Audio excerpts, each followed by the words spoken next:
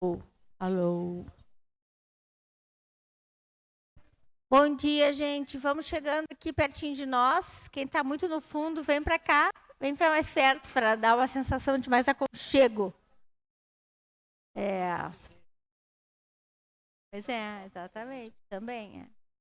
Bom, então eu queria dar bom dia para todos, todas e todes, dizer que a gente vai estar iniciando agora uma atividade conjunta da DUMB e do Sintifub, que é intitulada Diálogos da Greve, uma proposta que a DUMB já vem construindo há um tempo, né? Mas eram os diálogos da DUMB que a gente ampliou para essa perspectiva de trazer algumas temáticas que são interdisciplinares e que conversam com o papel da universidade e aproveitar esse tempo também para a gente trocar algum conhecimento e avançar, né, em aspectos que a gente, no cotidiano, própria estrutura muito fragmentada da universidade, não tem conseguido.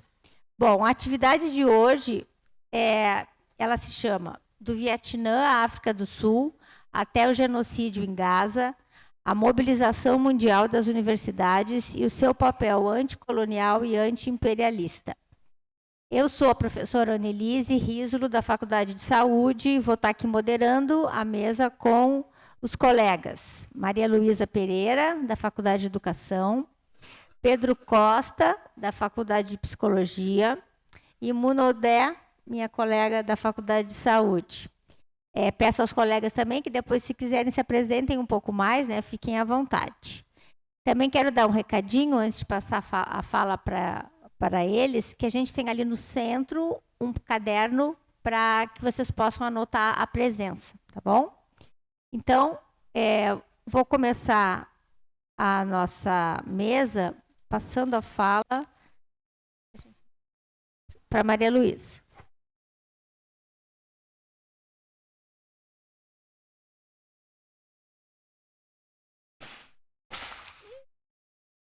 Está caindo.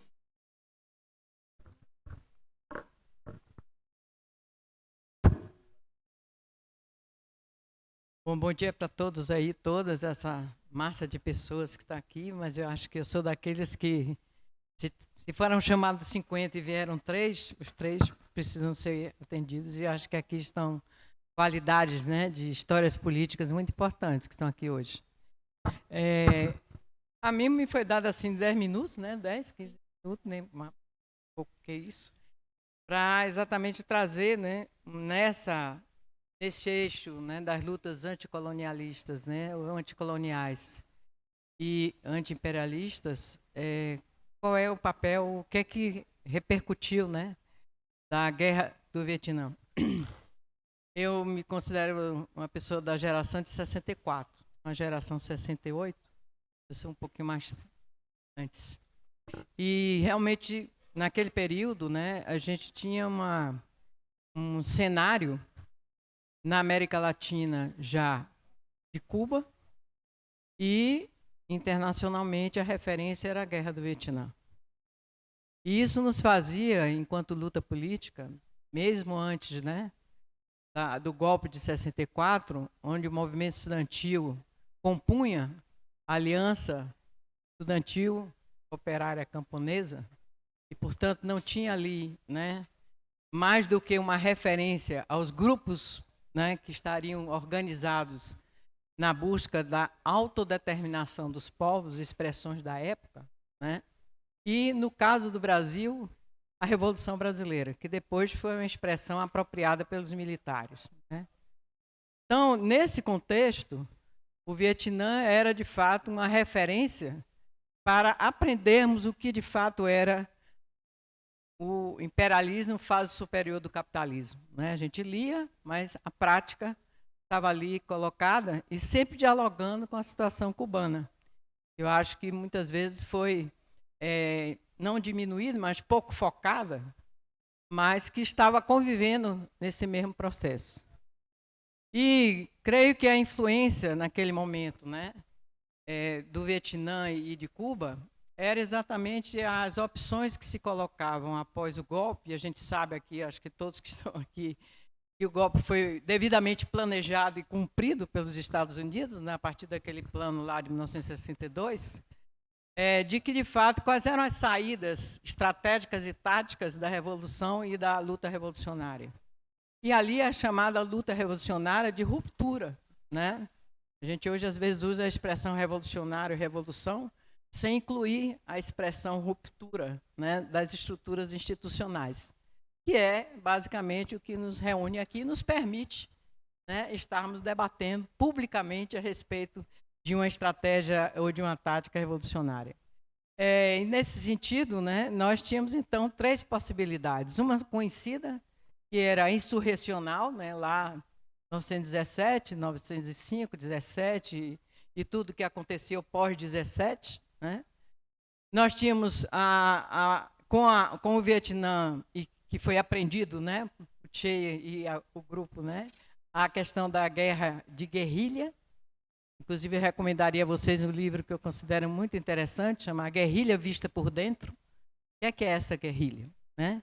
E a proposta chinesa, né, de Mao Tse-tung, do Partido Comunista Chinês, que era a guerra popular, que influencia, de alguma forma, as estratégias políticas de ocupação do próprio MST aqui.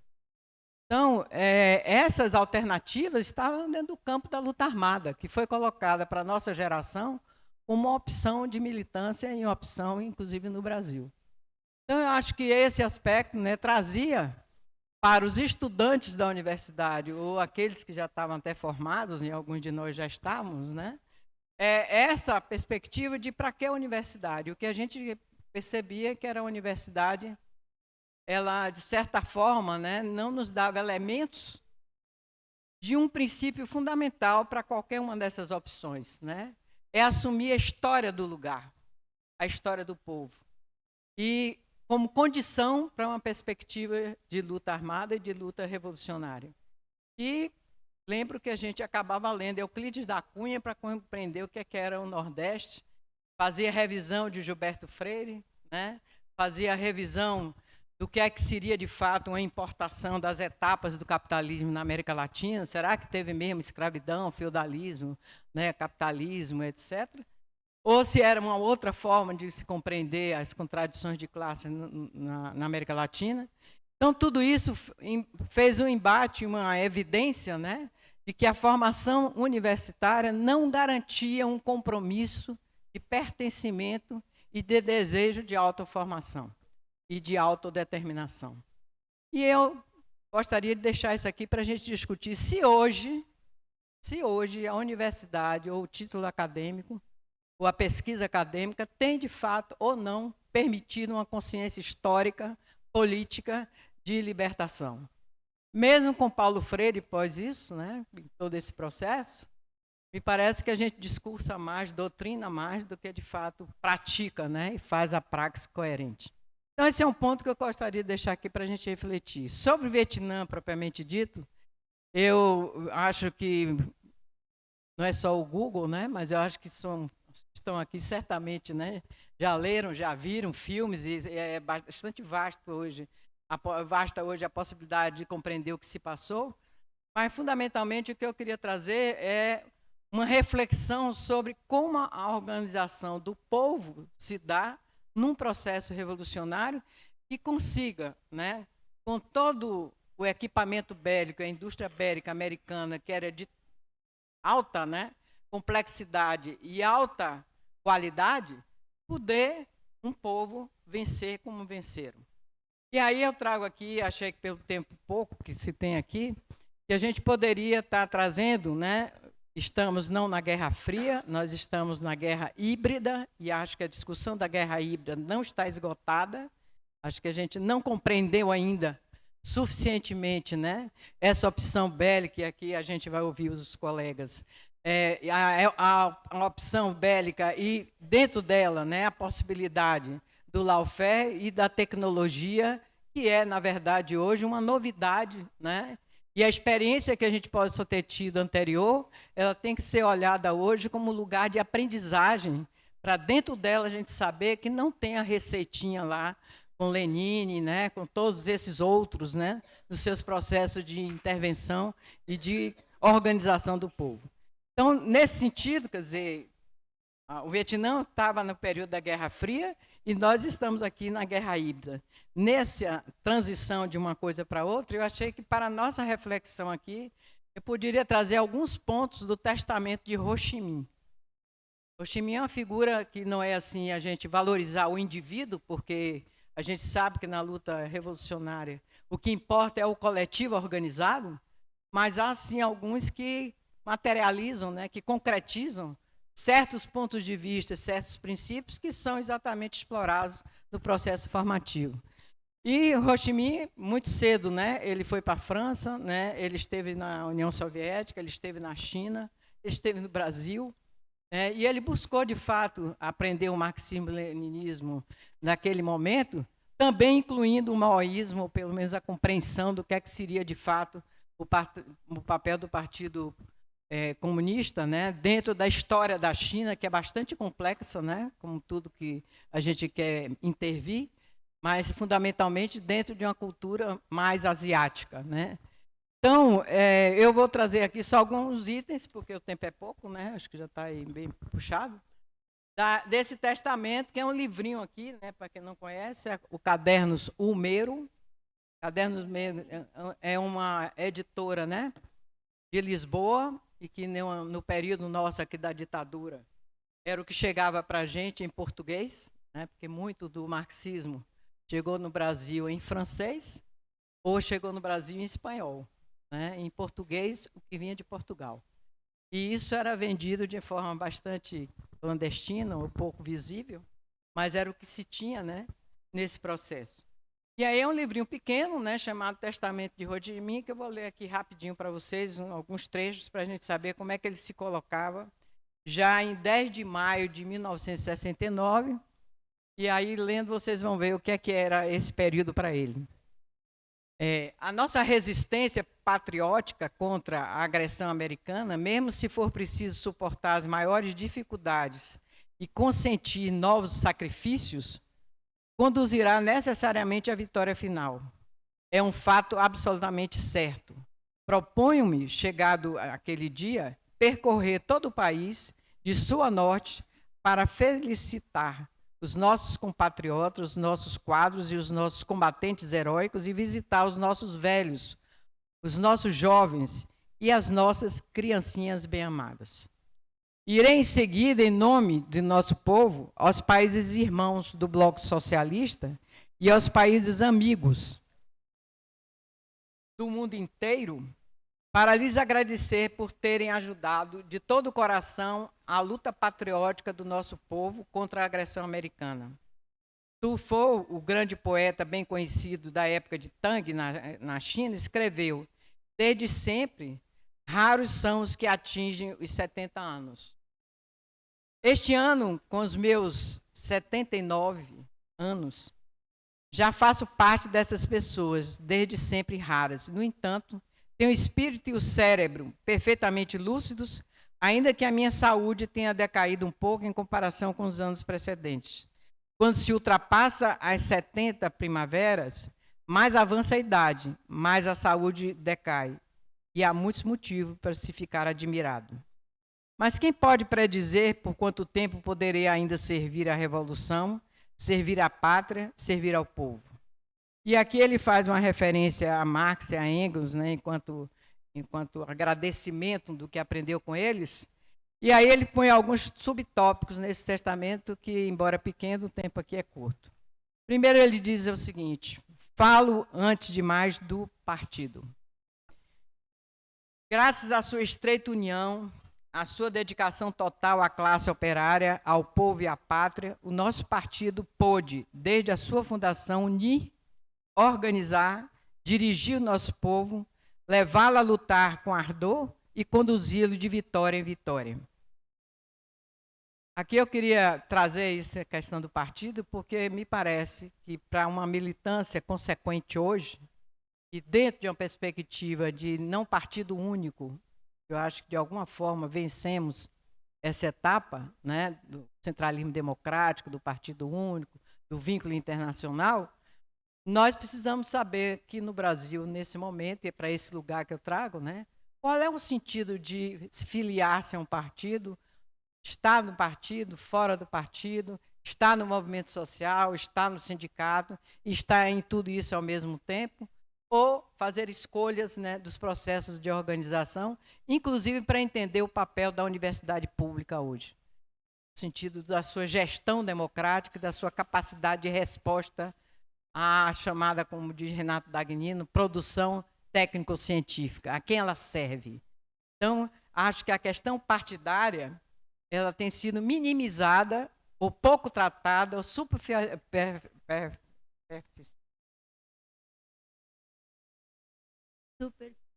A língua não pegou. Tratada, e acho que é um ponto importante, né, quando a gente fala em movimento sindical, e está no movimento sindical dentro de uma universidade pública nesse país hoje. Um outro ponto que ele fala é a união.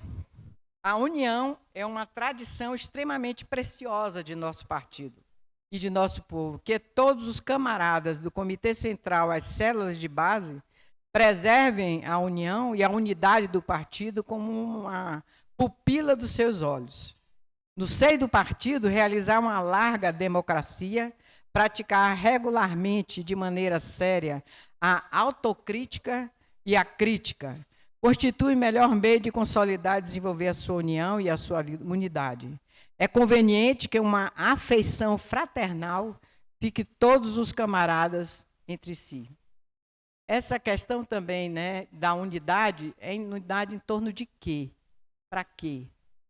E aí, realmente, não quero deixar de registrar assim, que o nosso 1º de maio foi um 1º de maio de norte e sul. Nós mesmos, né, fazemos a nossa divisão, né, quando a gente poderia estar discutindo, pelo menos com mais paciência, né, e mais respeito mútuo, né, a possibilidade de atos que vão para fora, que vão para o público, mas que expressem a unidade da classe trabalhadora. Acho que só simbolicamente estou me referindo a isso.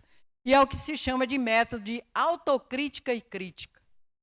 Ou seja, a prática política ela tem que ser vista por quem a faz, em coletivo, e a crítica vem depois para que você melhore sua prática política, mas começa por a sua autocrítica. Acho que esse é um método, né, sempre usado nos países, nos partidos comunistas, mas que a gente pode, né, ir além do que está sendo colocado atualmente. Bom, os membros da juventude trabalhadora e os nossos jovens. Quer dizer, o foco com os jovens não é, porque eu vou morrer, estou velha, então tenho que ver as novas gerações, quem vai pegar o bastão. Não é isso. É que juventude é juventude, né? E cada ciclo vital nosso, né? Criança, adolescente, jovem, adulto, idoso, cada um nos seus ciclos tem a sua expressão histórica e a sua potencialidade. Então, não se trata de ter vergonha porque tem que parecer jovem, porque é velho, pedir licença para ser velho, né? Nem ao contrário. Então, acho que a gente também precisa assumir a identidade, o pertencimento, com vigor, com a vida, que naquele momento do seu ciclo vital se coloca. Mas a juventude, em particular, é que tem sido efetivamente atacada pela ultradireita, porque é ela que dá a virada histórica. Se os adolescentes de ensino médio e os jovens não assumirem a perspectiva histórica de seu povo, esse povo está condenado a só errar, a só desviar do seu próprio propósito. Então, ele faz aqui uma referência importante. O nosso povo trabalhador, 1 minuto, então vou correr aqui. Nosso povo trabalhador, é outro ponto que ele fala aqui, a propósito do movimento comunista mundial, então a perspectiva internacionalista está muito presente também, e quanto ao que me respeita pessoalmente, durante toda a vida, servir de todo o coração, com todas as minhas forças, à pátria, à revolução e ao povo, distinguindo esses 3 elementos aí que eu acho importante. Agora, se tenho de abandonar este mundo, não tenho nada de que me censurar. Lamento somente não poder servir por mais tempo e ainda mais. Ele fez isso em 10 de maio, fala dos seus sobrinhos, porque para nós, na época, né, não era Ho Chi Minh, era Tio Ho, né, a gente fazia questão de referir a ele como Tio Ho, e ele realmente era um velhinho muito simpático, assim, no sentido né, da expressão oriental que ele tinha. E trago isso exatamente porque foi 10 de maio e no dia 9 de setembro ele falece com 79 anos. Eu estou trazendo isso porque sou de educação e acho que a questão da história de vida, né, do projeto de vida, dos propósitos de vida, são os que nos movem aqui. Mas queria só deixar o seguinte, no Covid, os 2 países que tiveram, né, melhores índices, no sentido de preservação do povo e de menos incidência do Covid, foram Vietnã e China. E Cuba talvez, né, não estivesse nessa pesquisa, né, com a mesma ênfase, né, mas foi uma pesquisa feita pela Universidade de Michigan e que não teve como não demonstrar a importância de países como esse na defesa e na proteção do povo. Então, eu trago isso aqui porque eu acho que nós, ao falarmos aqui, né, agora de África do Sul e de Gaza, a gente pode ver o que é que fica para nós desta universidade. E aí penso que as ausências aqui nos dizem muito. As presenças dizem bastante, mas as ausências nos dizem muito. E acho que é dentro desse processo que a gente precisa refletir para que a Universidade de Brasília, porque simbolicamente a Gaza não está só lá. A Gaza está em 200 mil pessoas que não têm água para beber hoje, aqui em Brasília. Sem nenhuma tempestade, sem nenhum vento, sem nenhuma chuva exagerada. Isso se constitui na estrutura de como nossa desigualdade social, nossa concentração de renda se expressa aqui. E aí eu deixo uma última reflexão. Qual é a categoria de totalidade que a gente vê tão bem tratada em muitas dissertações e teses, né? Que se colocam enquanto método materialismo dialético, histórico, né? Nós vamos tratar aqui. Se for fractal, Vietnã, África do Sul e Gaza estão aqui, no Distrito Federal. Não estão só lá.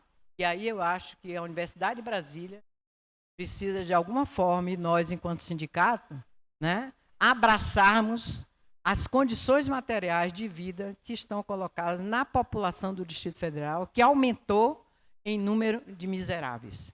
E é nesse sentido que eu acho que a pergunta fica. Que guerra é essa? É a guerra híbrida, mas que guerra é essa que está aqui entre nós? Obrigado, gente. Obrigada, Maria Luísa. Vou passar imediatamente para a professora Muna. Muito obrigada. Bom dia. É um prazer enorme estar aqui nessa mesa.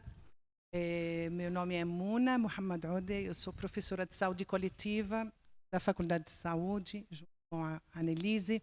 Eu sou palestina, moro aqui no Brasil desde 1992 e eu tenho participado em várias atividades que têm focado a questão palestina. Eu acho que o que diferencia essa mesa, e para mim é de extrema importância e de extrema preciosidade, eu diria, é o relato, como que aconteceu. Assim como a Maria Luísa, eu também vou muito na linha de compreendermos as questões mais políticas da vida pública a partir do privado, do particular, né? Então, eu estava lá, na Ceilândia, dentro de uma atividade da comissão de mobilização desse comando local da greve, e conversando com a Maria Luísa, que é colega, amiga de muito tempo, ela comentava comigo, puxa, para nós, para mim, na minha geração, era Vietnã, a questão fundamental que movia, né? Assim como ela compartilhou conosco com tanta riqueza, né? Essa análise. E eu falei, para mim, foi África do Sul. Vejam, eu sou palestina, eu estava na Inglaterra na época fazendo o meu mestrado e todas as nossas atividades estavam em torno, isso no final dos anos 80 para 90, em torno da África do Sul. E aí, na sequência disso, falamos, então, tem Gaza agora, atualmente, a questão palestina. E essa linha de tempo, ela cabe perfeitamente para duas coisas que, a meu ver, são fundamentais e de extrema importância. situar, aí eu vou falar inicialmente da questão palestina, depois eu parto para a África do Sul. Mas justamente porque é a questão atual do momento fratal, né, como Maria Luísa está dizendo, penso da importância de situarmos a questão palestina nessa sequência histórica, nessa linha de tempo que diz muito e justifica, qualifica a luta e a sua internacionalização, ou então, conforme nos fala Angela Davis, a palestinização da questão, né? A palestinização do mundo a partir desse lugar que ocupava Vietnã, que ocupou a África do Sul, e eu penso Gaza/Palestina. A gente precisa também ver além de Gaza. Claro, Gaza é o lugar onde o genocídio efetivamente está ocorrendo. Mas então, essa questão é fundamental, contextualizar, situar Palestina nessa linha de tempo como parte da luta anticolonial e antiimperialista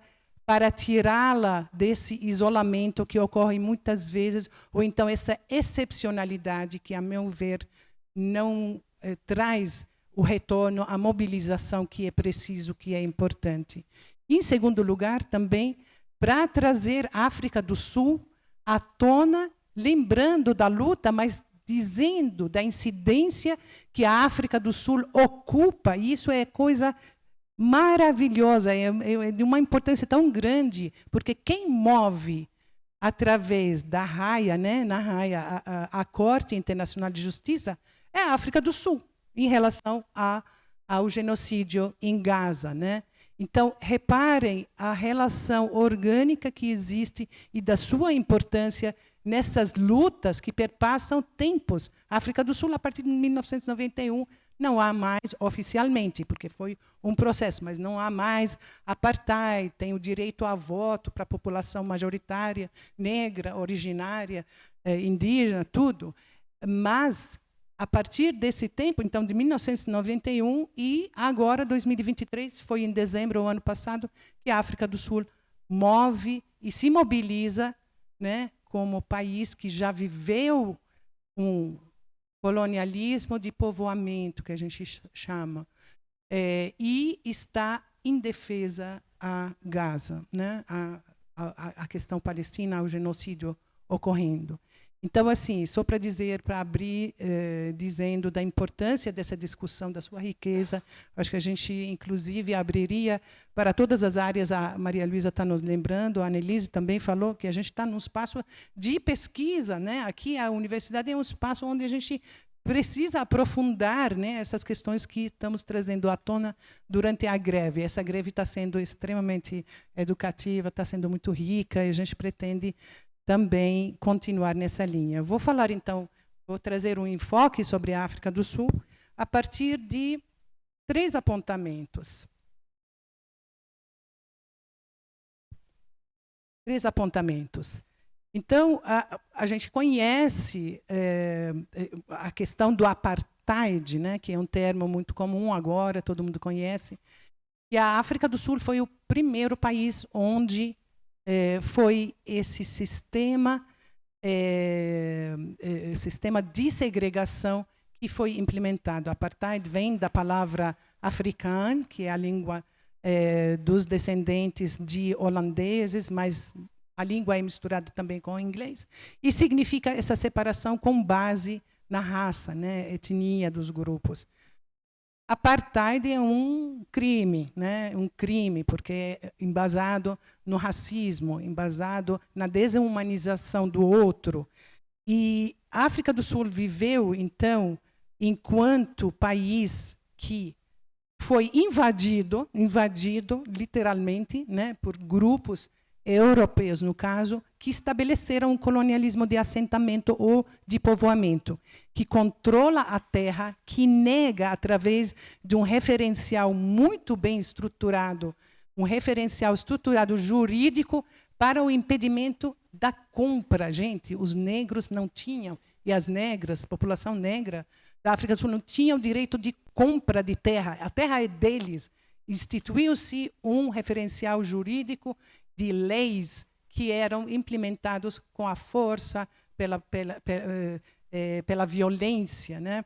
Não esquecemos do que o Frantz Fanon caracteriza, a meu ver, uma das melhores formas de compreendermos o colonialismo de povoamento, ou então a caracterização do colonialismo, é pelo trabalho do Frantz Fanon, caribenho, que viveu a Revolução Argelina, heróica, né, contra o colonialismo francês de mais de 100 anos. E o Frantz Fanon nos diz que o colonialismo tem 2 componentes de grande importância. O primeiro é a violência, né?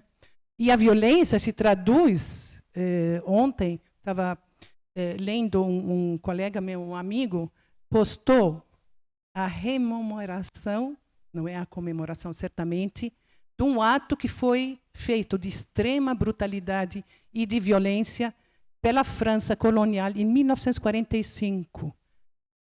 40.000 argelinos e argelinas foram mortos em um dia, abatidos, literalmente. A gente resgata e traz à tona essa brutalidade para entendermos que o colonialismo não é nada inócuo, né? Então, às vezes, disse, mas é ameno. Não. Então, a brutalidade e a violência, como Frantz Fanon destaca, é a caracterização. Não preciso falar da Gaza, eu acho que está bem visível para vocês, mas eu queria trazer, então, esse componente da violência, assim como foi na África do Sul. Uma violência grande, uma injustiça tamanha. E a outra questão que o Frantz Fanon fala como componente do colonialismo é o referencial jurídico, as leis que são estabelecidas para efetuar exatamente essa questão do apartheid, essa diferenciação, esse racismo, esse tratamento, essa forma de lidar de uma forma totalmente inigual e injusta com as populações. Então, esses 2 são de grande importância. Vira e mexe falava assim, por exemplo, na África do Sul, mas é a lei, a gente não pode. Só que a lei aplicava-se, tinha uma lei para a população negra e uma outra para a população branca.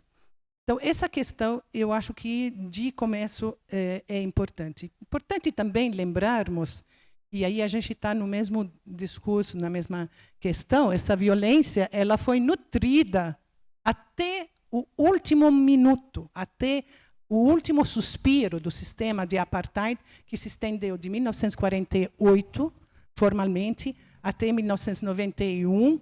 Eu estou fazendo assim porque tem referência a 89, nesse período, mas, fundamentalmente, quando foi permitida a votação, o direito de voto na África do Sul, foi em 1991.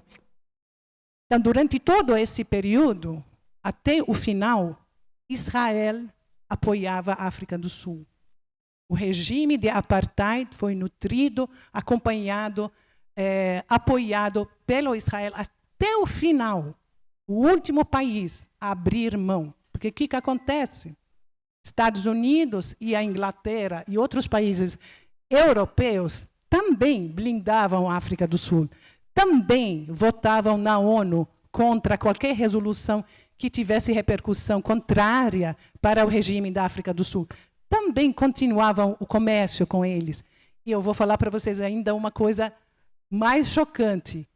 Estados Unidos, até 2008, foi somente em 2008 que retirou do Nelson Mandela o título de terrorista. Somente em 2008. Todo o tempo, porque ele fazia parte do Partido Comunista. Ele fazia parte, e aí é importante destacar, da luta armada, né?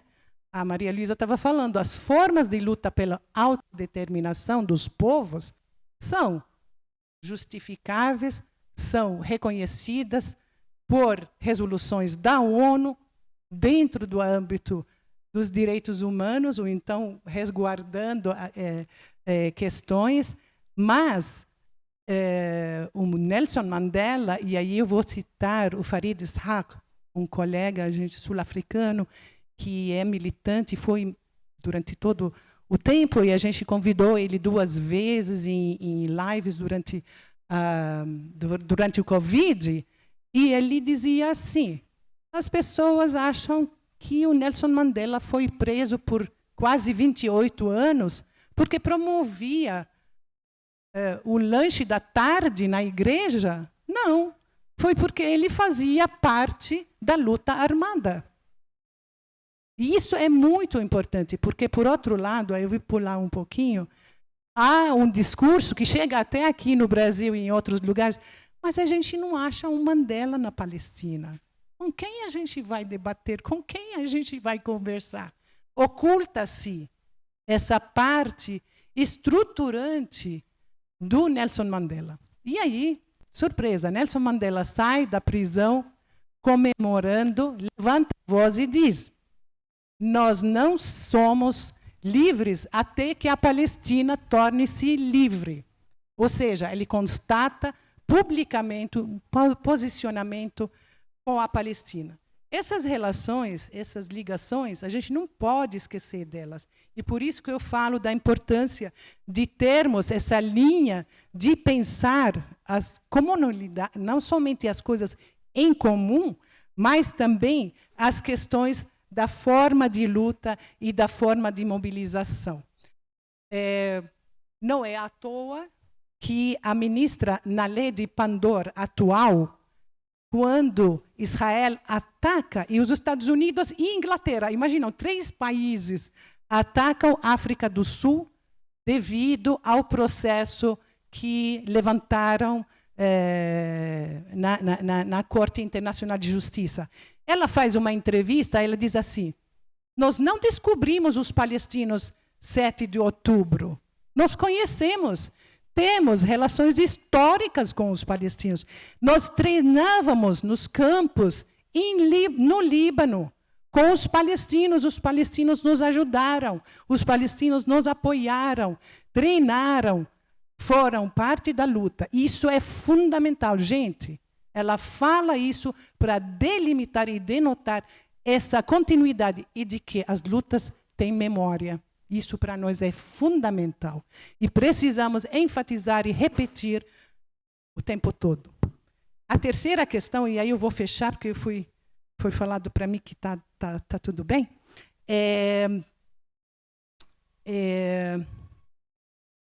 Um minuto. Eu posso falar muitas coisas, mas eu vou destacar 2, porque nós vamos ter...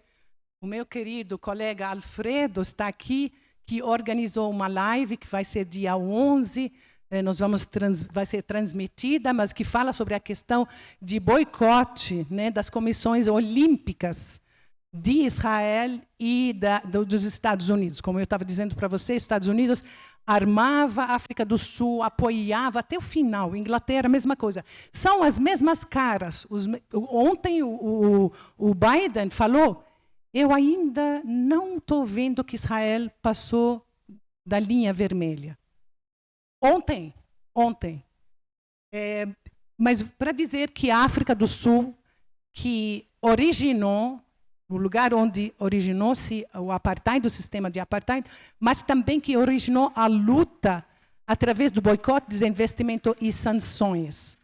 Nós aqui na UNB, nós temos uma moção a partir de 2021 que é contrária ou então, que declara a UNB como espaço livre de apartheid. O que isso significa?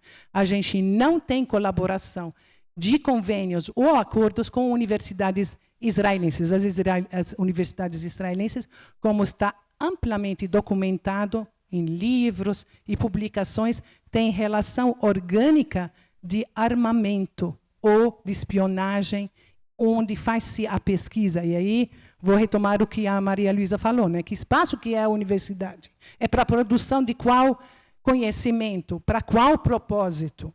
Né? Então, as reivindicações que estão acontecendo nos Estados Unidos são muito semelhantes àquilo que acontecia na África do Sul.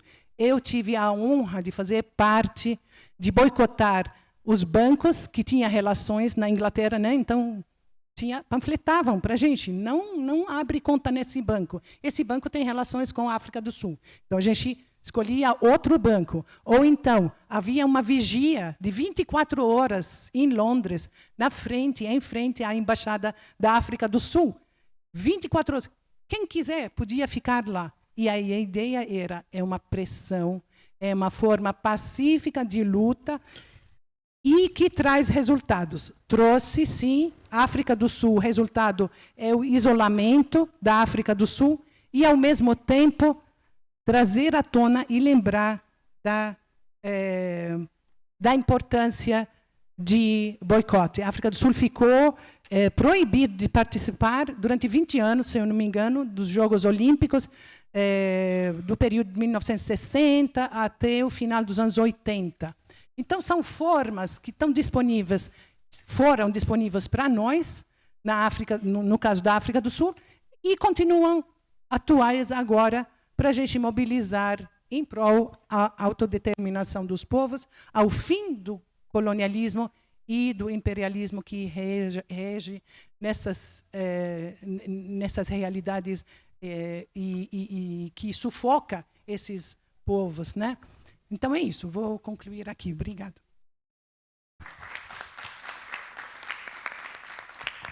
Obrigada, Muna. Passo imediatamente para o colega Pedro. Bom dia a todo mundo. Estou aqui ao mesmo tempo bastante honrado e extremamente constrangido de estar aqui nessa mesa, né, a convite da professora e amiga Muna, e também junto com a companheira Maria Luísa. Meu objetivo aqui é muito simples, é não estragar essa mesa, né, tão potente e tão forte aqui, porque, como foi dito, né, diz também de uma perspectiva não só de entendimento e de interpretação, mas diz da praxis da trajetória de vida, né, dessas pessoas que estão aqui.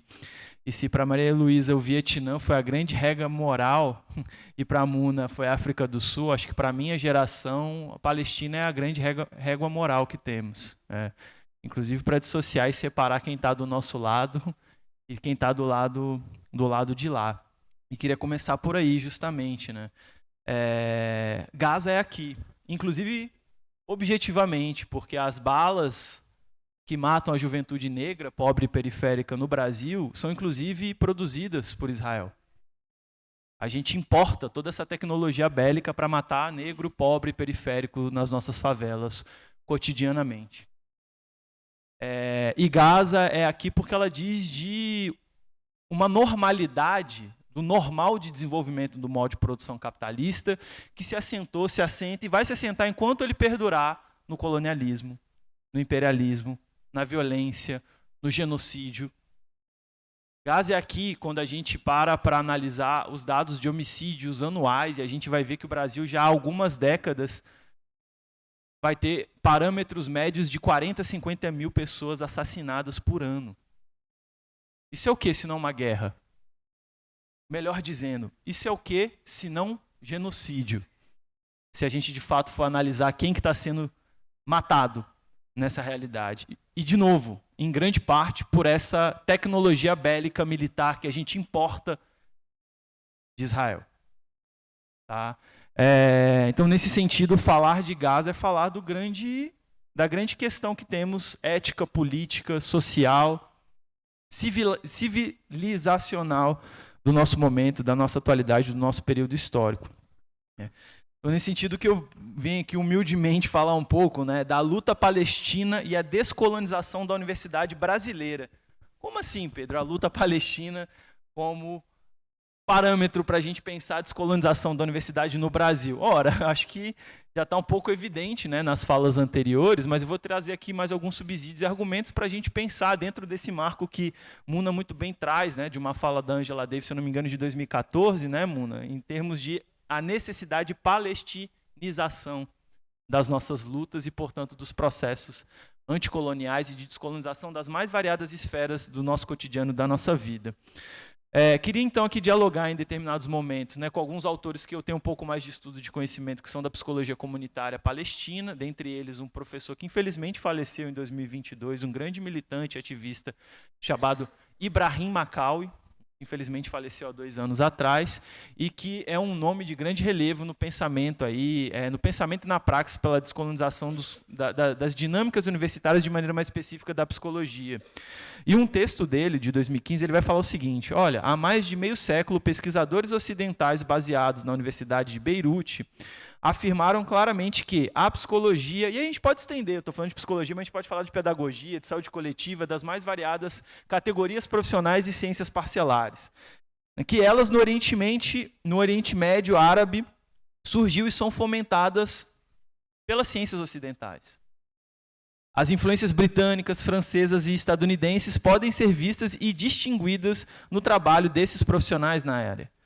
Embora essa declaração tenha surgido quando vários países árabes estavam conquistando a sua independência, toda essa psicologia, pedagogia, saúde coletiva, dentre outras, coloniais, continuam a ser persistentemente hegemônicas, enquanto o legado intelectual herdado do colonialismo na academia em todo o mundo árabe persistir. Então, essa é uma análise que o Ibrahim Makawi aponta e que, de certa forma, já traz uma aproximação entre Palestina e Brasil no que se refere ao nosso caráter colonizado, enquanto academia, enquanto universidade, enquanto psicologia, enquanto pedagogia, enquanto medicina, enquanto fisioterapia, reticências. Isso que um outro autor da psicologia muito pertinente, que é o Inácio Martim Baró, que em decorrência da sua praxis militante foi assassinado no contexto da Guerra Civil Salvadorenha, em 1989, vai chamar de miséria. A miséria da psicologia latino-americana, a miséria da universidade latino-americana é seu caráter colonizado, dependente. Esse Ctrl-C ou Ctrl-V, que expressa nosso próprio caráter colonizado e dependente como formações sociais, enquanto formações econômicas e sociais, que por sua vez expressa o caráter desse desenvolvimento desigual e combinado, pautado no colonialismo, no imperialismo, no modo de produção capitalista. Tá? Então, nesse sentido, o que o Makawi e outras autoras como a professora Lina Meari, que é de extrema importância também nessa realidade, vão apontar, as origens dessa praxis de caráter comunitário, descolonizador ou descolonizante, ao meu ver, anticolonial, elas estão, antes de tudo, fora da universidade. Estão aonde? Nas lutas. Na luta anticolonial palestina, nos movimentos de base, nas organizações e movimentos populares comunitários. Elas evidentemente adentram nas universidades.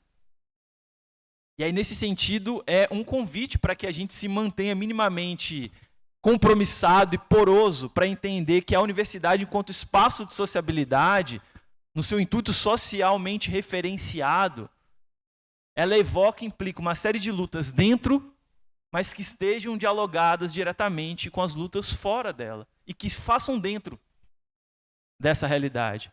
Uma universidade socio-referenciada que não dialogue é parceira de movimento social, essa descolonização é mera retórica. Uma universidade que se coloca nesse compromisso socio-referenciado e que não adota essas lutas como sua, diz de uma descolonização que é meramente retórica. Então, nesse sentido, dialogando com outro autor palestino, que não é tão famoso, mas que tem feito umas contribuições e produções muito pertinentes, sobretudo a partir de outubro, né, na qual a invasão desse estado de apartheid, colonialista, racista de Israel contra a Palestina se intensificou, se aguçou, né, matando mais de 35 mil pessoas de lá para cá, inclusive, sabendo que esses dados são amplamente subnotificados, né, mas que é o, para eu pronunciar ele aqui de maneira correta e... cadê? O sobrenome dele eu acho que eu consigo acertar, mano. Eu não vou ousar falar o primeiro... Izzedine Araj. Tá correto? Tá mais ou menos correto? Tá. Que ele é palestino, doutorando e pesquisador em antropologia e sociologia no Instituto Universitário de Altos Estudos Internacionais de Genebra, na Suíça. Ele tem um texto muito bacana, que em português, a tradução livre, é Descolonizando a Palestina em uma época de metáforas acadêmicas. E o título já é bastante provocador. O que ele fala? Ele vai falar que essa descolonização tem sido apresentada como uma mera metáfora. Como se ela não tivesse nada concreto, objetivo. Sabe, que fosse um mero jogo de palavras. Que eu falar que eu estou descolonizando o meu saber e o meu fazer fosse algo automático, intuitivo, ou fosse um conjunto de procedimentos aqui no plano epistemológico, de trocas de conceitos, de modo que quando a gente vê de fato um movimento que é anticolonial, descolonizador, como que está sendo feito pelos nossos companheiros na luta anticolonial, pela libertação e autodeterminação palestina, a gente não reconhece isso como descolonização. E que a gente vai falar? Não, mas eles são violentos. Eles são terroristas. Ora, e o que é a colonização, se não a faceta mais aguçada, extremada e sem máscara da violência capitalista, que não por acaso se dá na periferia. E ele vai falar que a descolonização é tudo menos isso. Não é algo a ser feito no âmbito de gabinetes, de maneira institucionalizada, não é algo que consta nos nossos artigos, por mais que esses artigos devam comprometer-se com essa luta. Não é uma simples determinação retórica, de modo que ele ficou muito preocupado, né, quando ele, nas suas pesquisas, na sua militância, na sua luta, começou lá a constatar que se tornou muito fácil para a população, de modo geral, falar da natureza colonial de Israel. Falar. Mas aí quando os movimentos se põem não só a detê-la, mas superá-la, opa, não, aí também não. Aí estabelecemos uma linha de corte. Aí já é demais, gente. Como assim? Então, nesse sentido, o que o Arad vai falar, né, que a partir, sobretudo de outubro, quando essa escalada genocida se intensifica ainda mais, por mais que falar de intensificação de genocídio é algo de uma contradição de termos, né, mas a própria dificuldade que a gente tem em termos da linguagem, ele fala assim, olha, esse véu supostamente descolonizador sucumbe. E aí ele vai dizer, os acontecimentos recentes mostraram que, embora possamos ter assumido o entendimento compartilhado da natureza colonial de Israel, nós poderíamos apenas estar concordando sobre as palavras que deveríamos usar, e não sobre o compromisso de fato com essa descolonização. A verdadeira questão não é apenas como interpretamos Israel ou os enquadramentos que aplicamos para compreender a violência, mas as consequências no mundo real desses enquadramentos. De modo com que existem, inclusive, vários artigos de opinião aí sendo publicados de autores de enquadramentos dos mais diversos. Aí enquadrem os prefixos que vocês quiserem. De, pós, sei lá o que, colonial, decolonial, pós-colonial. A questão não é essa, assim. Mas existem vários artigos desses autores, dessas pessoas, que inclusive têm usado uma suposta crítica e nomeação do Estado, o suposto Estado, o auto-reivindicado Estado de Israel, na sua situação colonial, tem usado isso, inclusive, para normalizar a violência colonial. Ah, é sim, não tem o que fazer. É natural, está dado. Então, a descolonização não é, portanto, uma mera metáfora, muito menos uma metáfora simplesmente acadêmica, um jogo de palavras. A descolonização não se dá apenas no plano simbólico, muito menos terminológico. Não é algo restrito à academia ou mesmo centralizado por ela, por mais que tenha que ser um dos seus principais compromissos, se não o principal, no que se refere à universidade brasileira. Não é um simples processo de mudança ou transformação epistemológica, metodológica, por mais que tenha que se manifestar neles e por eles, mas se refere, antes de tudo, a uma praxis política, a um compromisso ético-político, por um outro projeto societário que não esse. Que coloque em xeque a própria realidade e como ela se manifesta na própria universidade. Que coloque em xeque, inclusive, a própria universidade. Não abstrata e genericamente, mas a nossa universidade concreta nesse seu caráter de miséria, dependente colonial. Então, é nesse um pouco dessa direção que eu queria terminar essa primeira parte da minha fala. Tem mais quantos minutos, Annelise? Mais uns 3, né? Tá. Para aqui dialogar com um outro autor que eu acho que é fundamental do pensamento social brasileiro, e não só porque ele é um teórico, mas porque ele justamente expressa na sua trajetória de vida esse sentido da praxis, que é o Clóvis Moura. Clóvis Moura, ele tem um texto que é fundamental, um livro, que é a Sociologia Posta em Questão, que ele vai propor um projeto de antissociologia. E o que para ele é a antissociologia? É a praxis política concreta. Que se municie, inclusive, da sociologia, mas não apenas. Que vá para além dela, que vá para além dessas fronteiras e enquadramentos que a gente coloca, das parcializações das ciências, como se a realidade se desse de maneira fragmentada. É isso que é a praxis concreta para Clóvis Moura, nesse sentido, que eu queria defender aqui, do Brasil à Palestina, da quilombagem, que é o que ele apresenta como aquilo de mais potente no sentido político, dos protestos negros, das rebeliões às senzalas, fazendo um paralelo disso para o Sumud.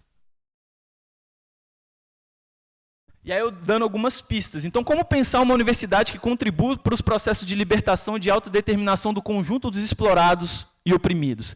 Primeiramente, é necessário sair da própria universidade. Ir além dela, por fora dela, evidentemente, tensionando ela por dentro, buscando transformá-la por dentro, mas junto a todo esse movimento, né, que se expressa para além dos nossos muros, se debruçando sobre as lutas históricas e o que elas têm a nos ensinar, sobre os sujeitos que nelas e por elas demonstram a sua agência, a sua potência, a sua praxis transformadora e revolucionária. Tomemos o caso das lutas por resistência e por libertação e autodeterminação da Palestina, e delas o Súmud, como exemplo. Tratado frequentemente como firmeza, resistência, ou deturpado por chaves liberais psicologizantes como resiliência, o Súmud, na verdade, não possui um significado fixo, uma tradução unívoca ou capaz de ser sintetizada em um único conceito. De acordo com essa militante que eu trouxe aqui, Alina Meari, ele encarna uma multiplicidade de significações e práticas que desestabilizam a ordem colonial e as suas relações de poder, constituindo uma subjetividade política, psicoafetiva relacional palestina. É, segundo ela ainda, um modo anticolonial de ser. Reflete uma recusa em se render à ordem colonial. Ele é possibilitado através de uma cultura material de resistência. A subjetividade do Súmud é uma subjetividade anticolonial centrada na coletividade, no sacrifício e que contém dimensões políticas, afetivas, objetivas e subjetivas.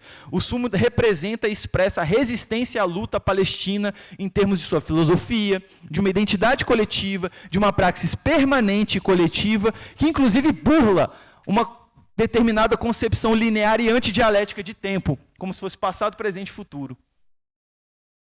Se confrontando e antagonizando com as próprias narrativas hegemônicas, muitas delas na e pela universidade, que tomam o palestino como mero objeto, como sujeito passivo, como vítima, como aquele que tem que ser curado e salvo. Por quem? Por um lado, e por outro, de maneira não menos fetichizada, como sujeito, ao invés de objeto, só que sujeito de que maneira? Como terrorista, como o violento.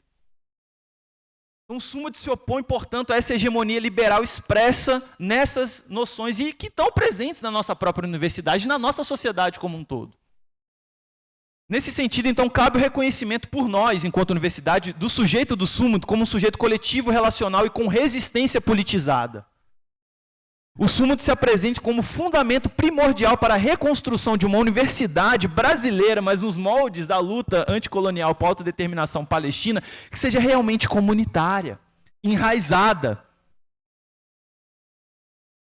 Ademais, se contrapõe a essa individualização cada vez maior da vida, com esse avanço barbárico cada vez mais do capital, que requer a fragmentação, a privatização, a monadização, a ponto, inclusive, da gente não conseguir parar as nossas atividades num contexto de greve.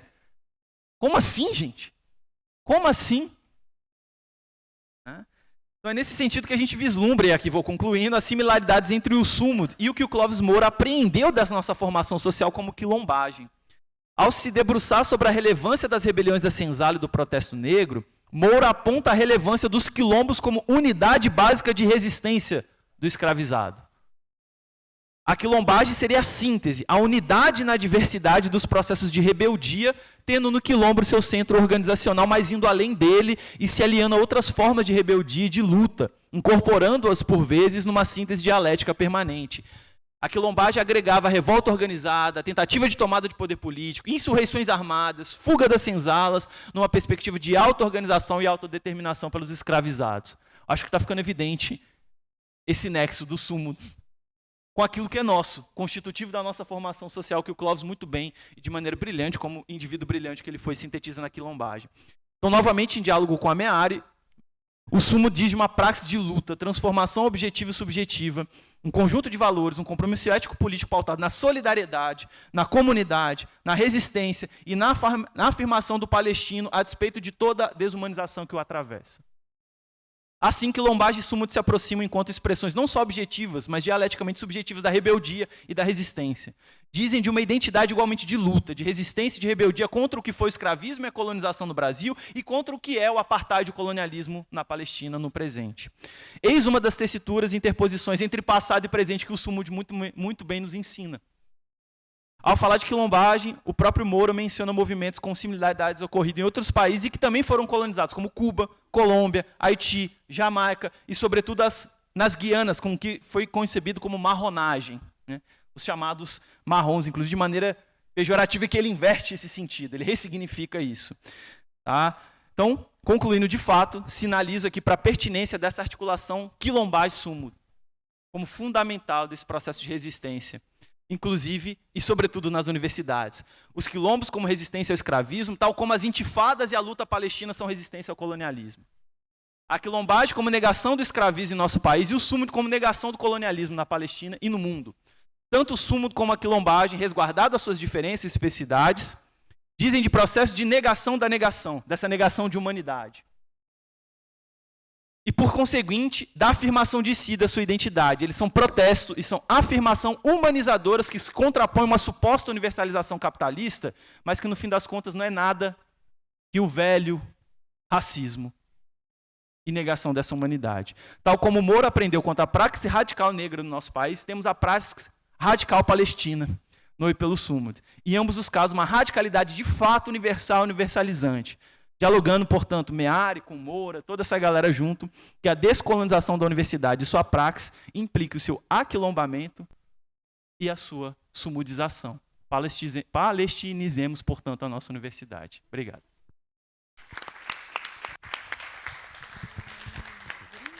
Obrigada, Pedro. Eu vou fazer 2 comentários, e aí quem quiser fazer, né, falas, perguntas e tal, fiquem à vontade. Enquanto o Pedro começou a falar, e me chamou a atenção para um aspecto que parece casual, mas não é, né? Eu também me sinto profundamente honrada por estar nessa mesa, até porque, além do caráter de estar incorporando, né, profissionais que atuam no tema, mas também tem esse lugar de fala pela praxis, né, cotidiana, a gente tem aqui uma mesa bem intergeracional, né? A gente tem aqui 4 gerações, né, que estão trazendo uma mesma problemática a partir de pontos de vista diferentes, né? E aí eu acho que tem um aspecto que a Maria Luísa falou que é muito pouco exercitado atualmente nas universidades brasileiras, que é essa aproximação para a compreensão dos fenômenos do ponto de vista da totalidade, né? A gente está muito subjugado a esses processos neoliberais que trazem determinadas problemáticas como se elas fossem isoladas, aleatórias, né? E não conversassem entre si. Eu acho que aqui a gente consegue fazer esse círculo, né? Que vai mostrando que, na verdade, o modus operandi é um modus de operar da ordem capitalista que vai se alimentando desses processos, vai reproduzindo dentro de cada fenômeno a mesma forma de trabalhar, né? Assim, a mesma forma de atuar. E aí a violência é um dos aspectos que fica mais, eu acho que evidente hoje e que faz parte dessa dinâmica da necropolítica, né? Os limites que a gente tem hoje de convivência e de permanência na Terra, no planeta, hoje vão trazendo algumas, eu acho que, encruzilhadas nessa perspectiva da reafirmação do colonialismo e do imperialismo, né? E aí a decisão hoje ela é muito agressiva também, violenta no sentido de decretar a morte, né? De alguns segmentos de uma forma muito, muito antiética e desoladora, né? Bom, então assim, eu vou abrir agora para que vocês possam conversar um pouco com a mesa e também colaborar com essas reflexões.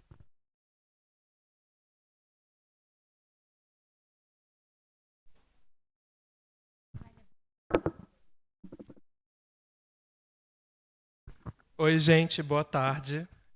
Eu me chamo Johnny, eu sou estudante de serviço social e também sou militante pelo coletivo Afronte. Primeiro, eu queria muito agradecer por essa atividade. Acho que é muito importante a gente reforçar esses espaços de debate para a gente conseguir, inclusive, avançar na nossa luta pela educação pública. Só que hoje ocorreu umas situações que eu preciso também utilizar esse espaço como um canal de denúncia, porque hoje ocorreu uma situação que houve um piquete no PJC, um piquete está sendo organizado por estudantes, como um processo de resistência, um processo de denúncia, né, que os estudantes estão em greve, ou melhor, em estado de greve, estão tendo várias reivindicações, como mais orçamento para a educação, sala de aula climatizada, porque aquele PJC mesmo é uma sala muito quente.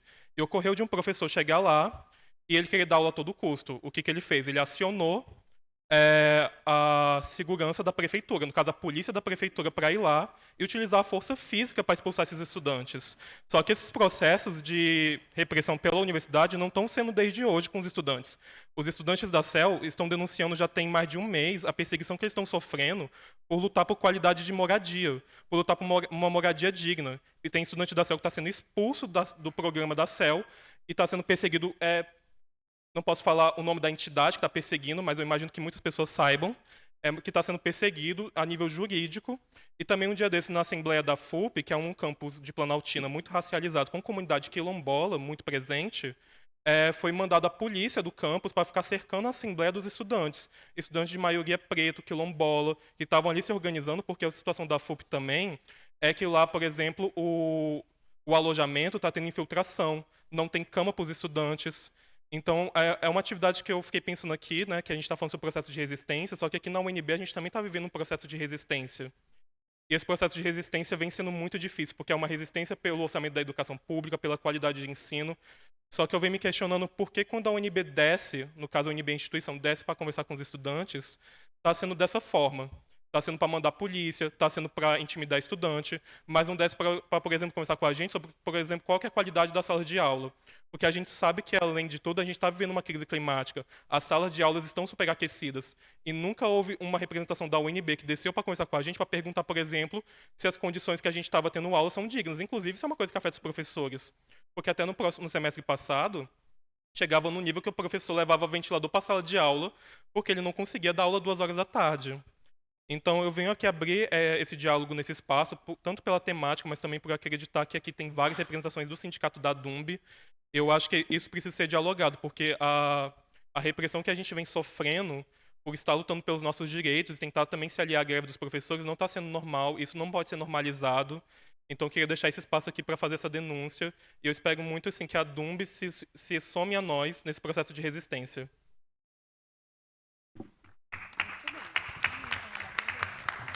Conceição?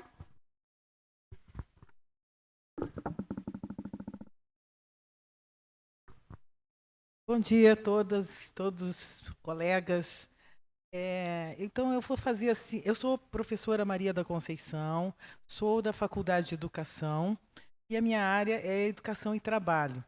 Então, nesse momento da greve, eu estou assim aproveitando todos os momentos para entender essa educação que a gente está tendo nesse processo de luta. Entende? Trabalho é luta, recursos, dinheiro, força de trabalho, resultado da nossa produtividade, né, que está sendo discutida, quanto a gente vai ganhar por isso, enfim. E aí eu queria tentar fazer uma linha de pensamento, né, a partir da mesa. E a professora Maria Luísa, né, traz a questão da guerra híbrida, desse momento que nós estamos vivendo, e a questão do papel técnico-científico da universidade. Então, vai perguntar assim, com quem? Com os jovens? Com que diálogo? Não é? E aí, uma questão fundamental que a gente está discutindo aqui é a questão do orçamento. Né? Então, nós temos colegas que estão dando aula, fazendo pesquisa, a pós-graduação não pode parar. Então, me pergunto assim, qual é o sentido desses colegas estarem segurando o orçamento da pesquisa? Qual pesquisa? Para quê? Entendeu? Por que não estão aqui discutindo conosco essas questões? Então, e aí, né, dando continuidade ao que foi colocado pela mesa, não é? Então, essas populações, não é? A gente se pergunta, para qual conhecimento, para qual propósito esse orçamento para as universidades será né, realizado? E pensar também, quando o Pedro coloca né, a sua mensagem, enfim, eu penso assim, na questão da extensão. Né? A extensão universitária como esse espaço de diálogo com as comunidades, enfim, né, com essa sociedade que está vivendo e lutando contra o apartheid social em todos os níveis. Então, assim, gostaria de refletir. trazer a questão do orçamento, fundamentalmente, tá? Com que dinheiro a gente vai fazer isso?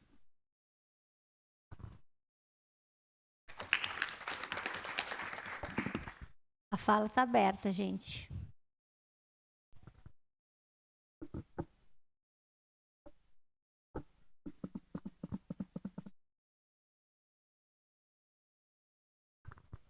Olá, bom dia a todos, a todas e a todos. Eu queria fazer duas perguntas à mesa, né? Uma para a professora Maria Luísa, que falou sobre a questão da guerra híbrida, né, e da guerra aqui. Como que podemos analisar, desse ponto de vista crítico, né, materialista dialético, essa guerra aqui? Né, porque, não sei se por conta do tempo, mas que não conseguiu aprofundar um pouco sobre essa temática, mas eu fiquei meio assim, tentando entender como que analisamos isso, né? E aí, para mim, ficou uma questão em aberta. E também para professora Mona, é Mona, correto?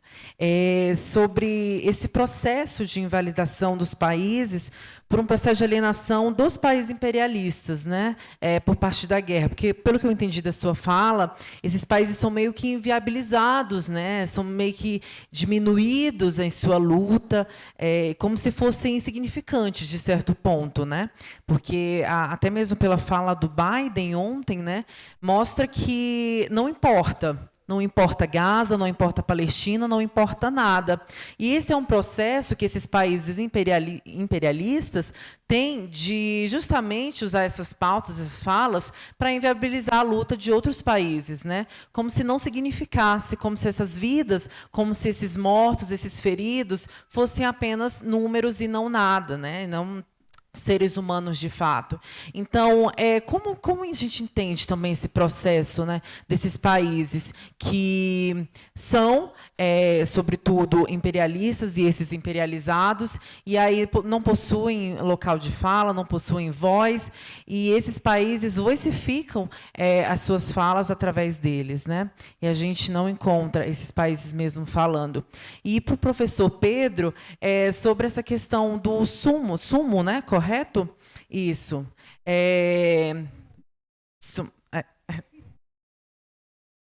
Smut. Ok.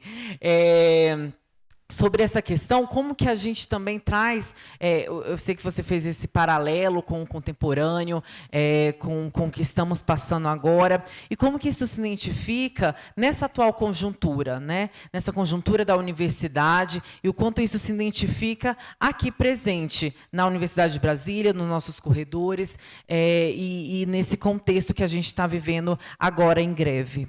É isso, muito obrigada.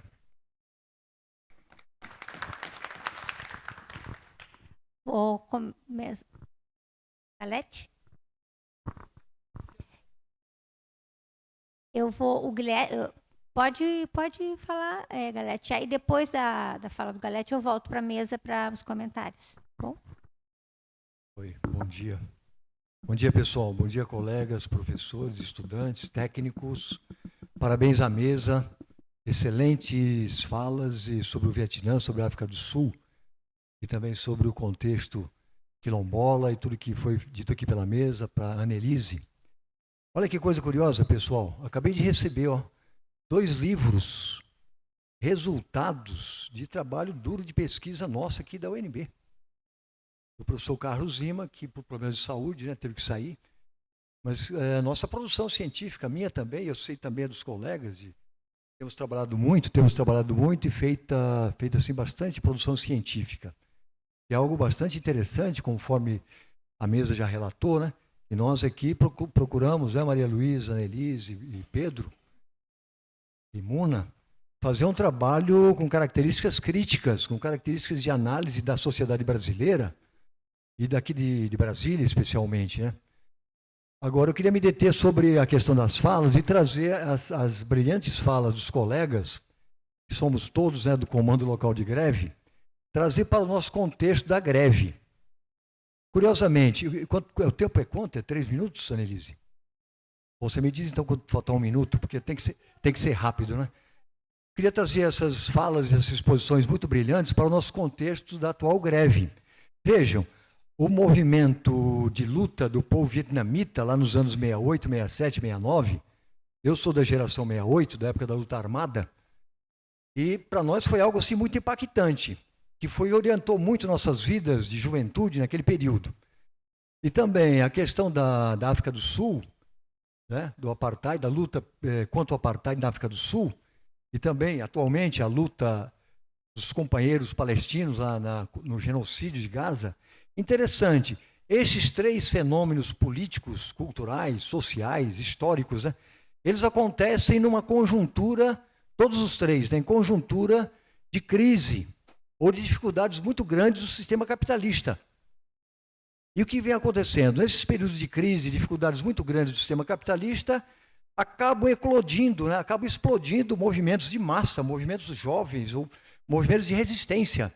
Nos países assim, onde mais profundamente eles acontecem, foi o caso do Vietnã, né? Que era dividido, como vocês se lembram, era dividido no Vietnã do Norte e Vietnã do Sul. Até conversei esses dias na feirinha da Ponta Norte com uma vietnamita. Aí eu tive que falar um pouco de inglês com ela, porque ela não entendia o que o companheiro sem terra estava vendendo, né? Os companheiros sem terra na feirinha da Ponta Norte estavam vendendo e ela ia pagar e não sabia. Aí me chamaram, quanto é que custa? Eu falei, 18, né? 18. Aí ela entendeu. Aí perguntei, escuta, a nossa luta nos anos 68 era orientada muito pelo Vietcong, pela luta vietnamita, a luta brilhante do povo vietnamita. E, curiosamente, era uma luta guerrilheira, né, Maria Luísa? Uma luta guerrilheira. Mas era uma guerrilha diferente. Era uma guerrilha de massas, guerrilha de povo. Até diziam assim, eu trabalho de dia, mas de noite eu estou na guerrilha. Ou então outro trabalhador dizia, não, eu trabalho de noite, mas de dia eu estou na guerrilha. Então era guerrilha de massa, guerrilha do povo vietnamita. Não era guerrilha, digamos assim, foquista, ao estilo do grande comandante Che Guevara, mas era uma guerrilha de massa, guerrilha do povo. Agora, então, esses eventos fortíssimos na história mundial acontecem em épocas de crise do sistema capitalista. A nossa greve de hoje, eu estou tentando olhá-la assim, dentro desse prisma, vendo as ocupações das universidades dos Estados Unidos e as ocupações que começam na USP, que me parece talvez se alastrem pelo Brasil. Então me fica a seguinte questão, o que esperar da nossa greve? Ela também se coloca dentro dessa luta mais geral, essa luta mais ampla de perspectiva da superação do sistema capitalista dominante. Não é apenas uma greve. Vocês estão lutando Nós estamos lutando pelo sistema público, pela saúde pública, pela educação pública. Uma educação, diríamos o quê? Como é que nós diríamos? Uma educação que, no fundo, uma educação amplamente democrática e socialista. Apesar do que a gente possa discutir o que vem a ser socialismo, mas eu vejo dentro dessa perspectiva. Agora, falando mais concretamente para encerrar, né? Perspectivas de vitória da nossa greve. Eu vejo como a nossa greve uma greve já vitoriosa. Porque é uma greve que teve aliança de professores, de técnicos, de técnicas, de professoras, com apoio grande da juventude universitária, e num crescente organizativo, isso já é uma grande vitória política, né? Organizativa. Agora, podemos até conseguir, já temos conseguido alguns avanços aí na questão salarial, na questão financeira, na questão do orçamento, né? Agora, talvez, eu não sei, mas se nós não vamos ter que chegar, aí não vou dizer que são suspeitas minhas ou temores, mas talvez a gente tenha que pensar numa forma de greve de ocupação. Porque as greves, esses períodos duros, difíceis, de crise do capital, elas têm sido para conquistas, concluindo, elas têm sido que para conquistas, talvez tenhamos que pensar em alguma forma de greve de ocupação, colocando aí o que a Maria Luísa levantou brilhantemente, né? Eu diria assim, talvez greve de ocupação híbrida, não sei como é que seria isso, mas nós vamos ter que discutir isso aí, sabe? Colegas aí do Comando Local de Greve, nós vamos ter que discutir essas coisas, porque nós vamos ter que apertar, pessoal, nós vamos ter que apertar o governo Lula, a conjuntura não nos favorece por conta também de muitas coisas, como as enchentes terríveis lá no Rio Grande do Sul, né? Nós vamos ter que apertar, não sei como, mas, sem dúvida, eu acho que a palestra de hoje, nossa discussão hoje, está trazendo elementos muito, muito importantes. Vou retornar aqui para a mesa, então, para a Maria Luísa primeiro.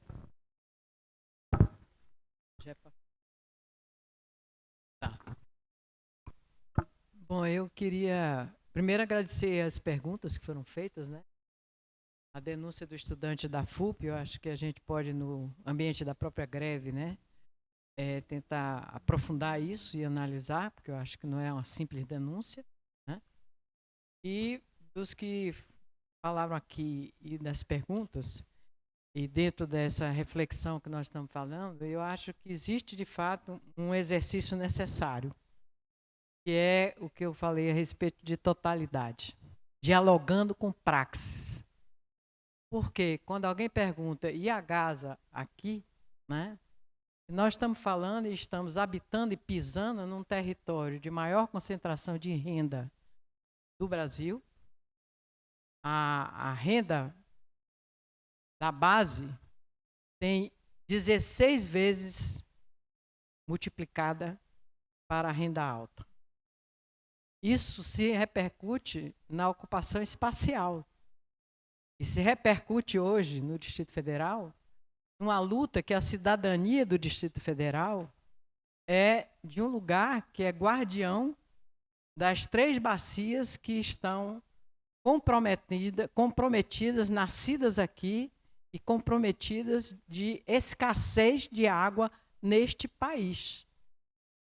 Então, esse lugar que nós habitamos, ele foi por muitos anos, 50 mil anos, 14 mil anos, né? Já se tem registro de indígenas caiapós aqui. E isso aqui foi um traçado dentro de uma mesa, né? Vai ser aqui esse retângulo. Mas quem estava aqui e o que existe aqui? A minha compreensão é que a UNB, trazida a fórceps para a Asa Norte, porque nós sabemos que não era intenção ter uma universidade pública no plano piloto, no Distrito Federal, e todos conhecem essa história, né?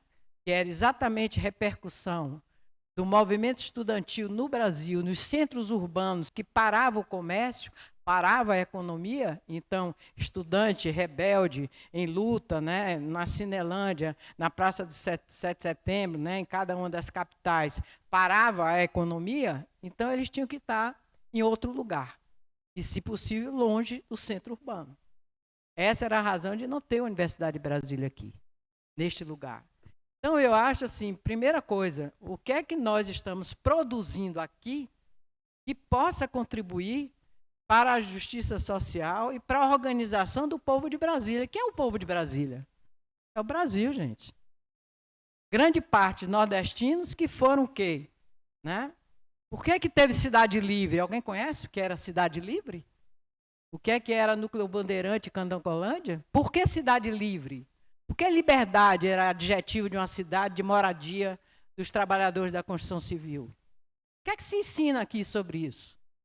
Nós temos aí o contemporâneo de Velhos de Guerra. Eu gostaria de fazer uma enquete aqui entre os estudantes. Quem viu esse filme? Aqui entre nós. Vocês conhecem? Contemporâneo de Velhos de Guerra? Mas eu não sei se a turma, né? Ali o Guilherme já viu esse filme. Barra 68, né? É mais moderninho, mais recente.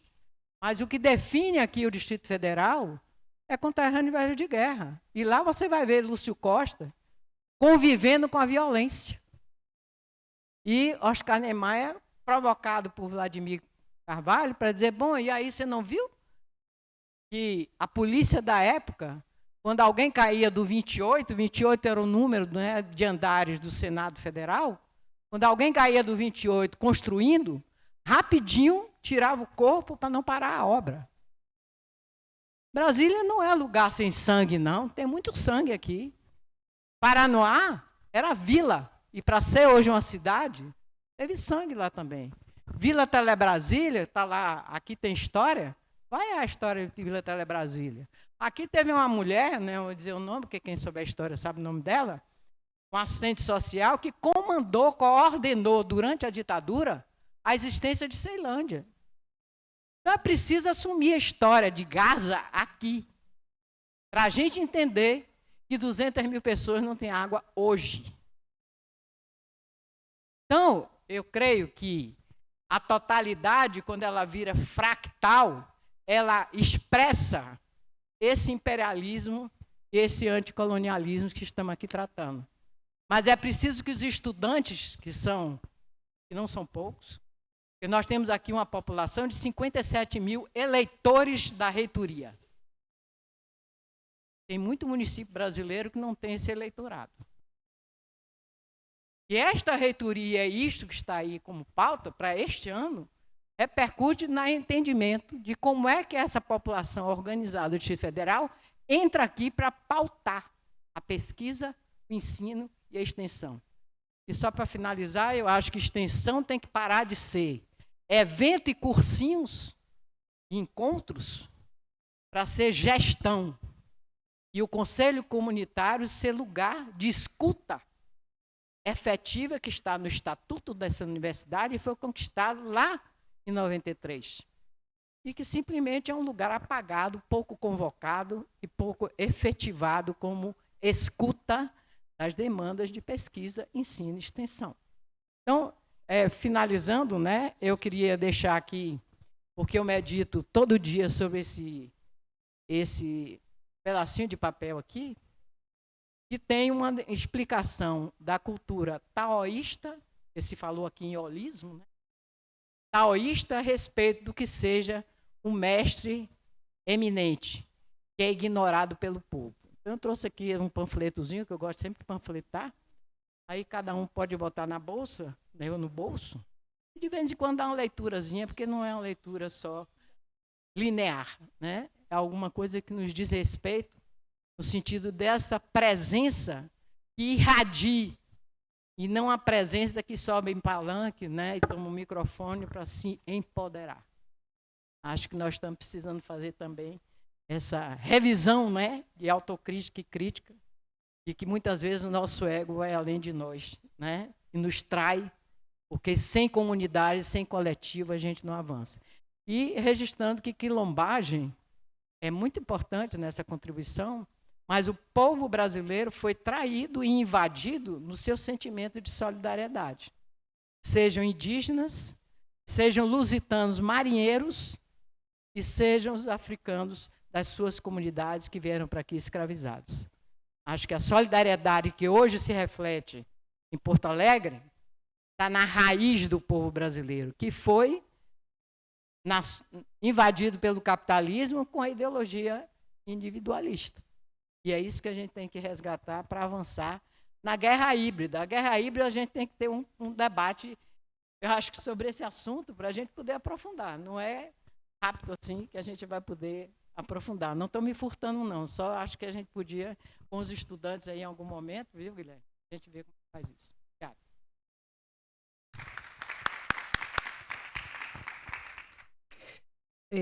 Reitero a importância da denúncia, né? Assim como a Maria Luísa falou, é de grande importância. Eu tive a oportunidade de trabalhar no plano de contingência durante a Covid, mas enfocando a questão de saúde mental.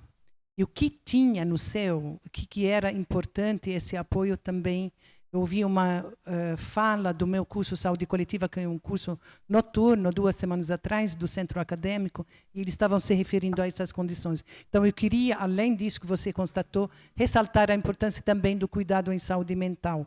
Essa situação, né, ela realmente gera um contexto que necessita esse cuidado. Respondendo um pouco ao que Guilherme falou, eu queria me referir a socióloga palestino-australiana chamada Randa Abdel Fattah, que dá uma perfeita explanação para isso que você estava indagando. E ela categoriza da seguinte forma: opera um processo, um mecanismo simultâneo de dessensibilização e hipersensibilização. O que é isso? É gerar processos, inclusive psíquicos também, que resgatam ou mobilizam orientalismo, colonialismo, que leva a essa desumanização. Então, por um lado, e claro, sem desmerecer o sofrimento, tudo isso, fala-se que a mídia aqui no Brasil, que copia, é impressionante, copia a pior versão da mídia dos Estados Unidos e de Israel, inclusive, e dá uma performance pior, mais sombrio, vamos dizer assim.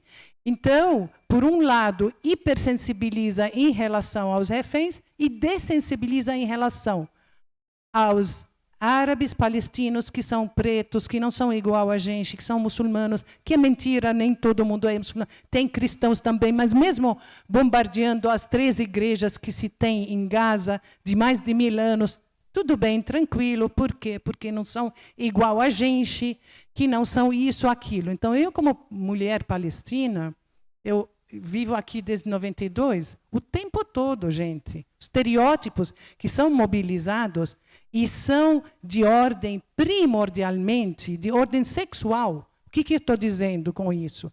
A mulher árabe é submissa, né? Ela não sabe fazer isso. Não sabe. E repete isso de uma forma que instala uma visão totalmente deteriorada do que é o árabe, o palestino, a Palestina. Então, as pessoas me perguntam, que não me conhecem, eu sou professora universitária. Você ensina árabe? Eu adoro a língua árabe, mas eles não imaginam que seja algo além daquilo que é o domínio seu nato, vamos dizer assim. Mas você dirige, sabe, o espanto. Minhas filhas, o espanto de coisas que a gente faz. A população palestina, só para dar uma ideia, segundo a Unesco, é a que tem maior nível de educação universitária no mundo, proporcional. Por isso que Israel, quando faz um genocídio educacional, bombardeia todas as universidades em Gaza.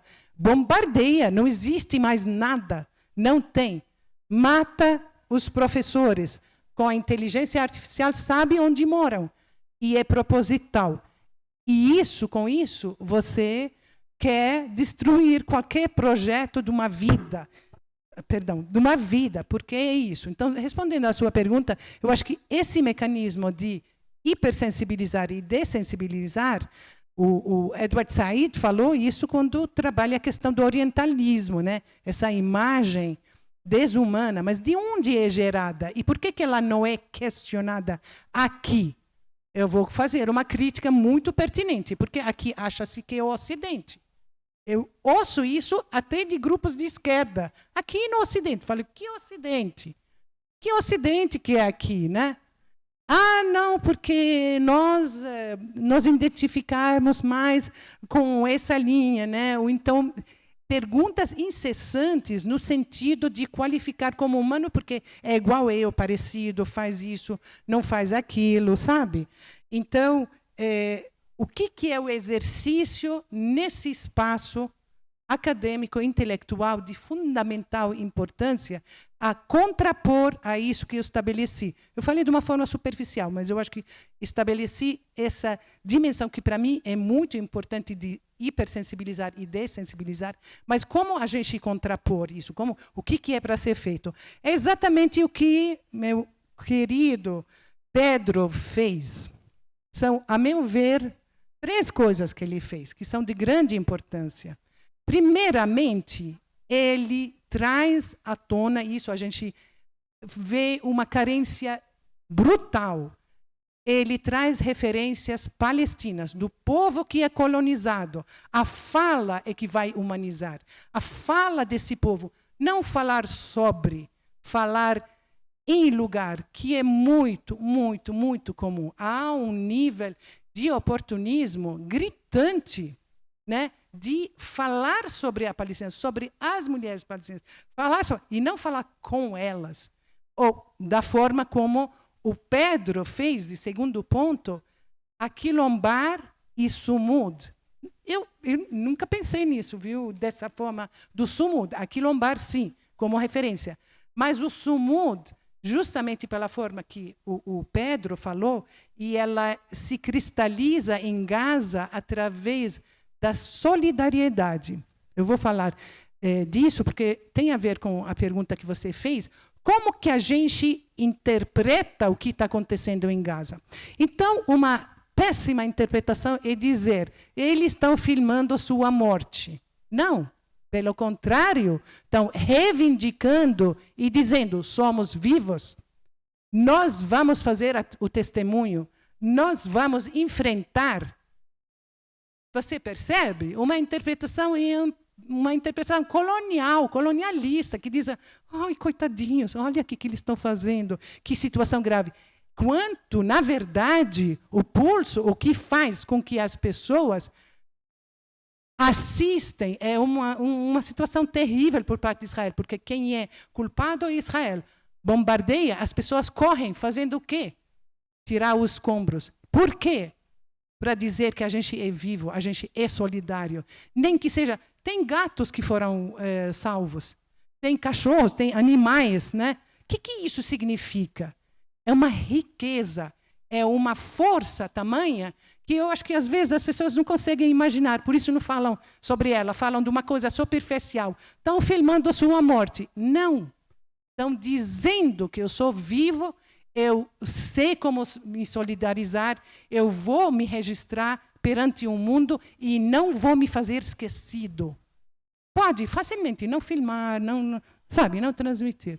Né? Então, eu acho que com isso que o Pedro fez, trazendo e a fala da Maria Luísa, com certeza, nós estamos aqui todos nessa mesa fazendo essas costuras, mas o que Pedro faz quando fala da sumudização, e aí uma nova forma, o sumud é um estado mental para nós. A socióloga, a psicóloga que ele cita, ali na minha área, é fabulosa, né? Ele tem traduzido muito o trabalho dela, que eu acho maravilhoso. Ela fez a pesquisa com prisioneiros palestinos sob tortura e pergunta como conseguem sobreviver à tortura durante anos. E tortura estudada, apoiada, por sinal, por médicos e psicólogos, para a gente também não se imunizar, achar que na universidade a gente não faz. Acho que todo o povo vivenciou isso, né?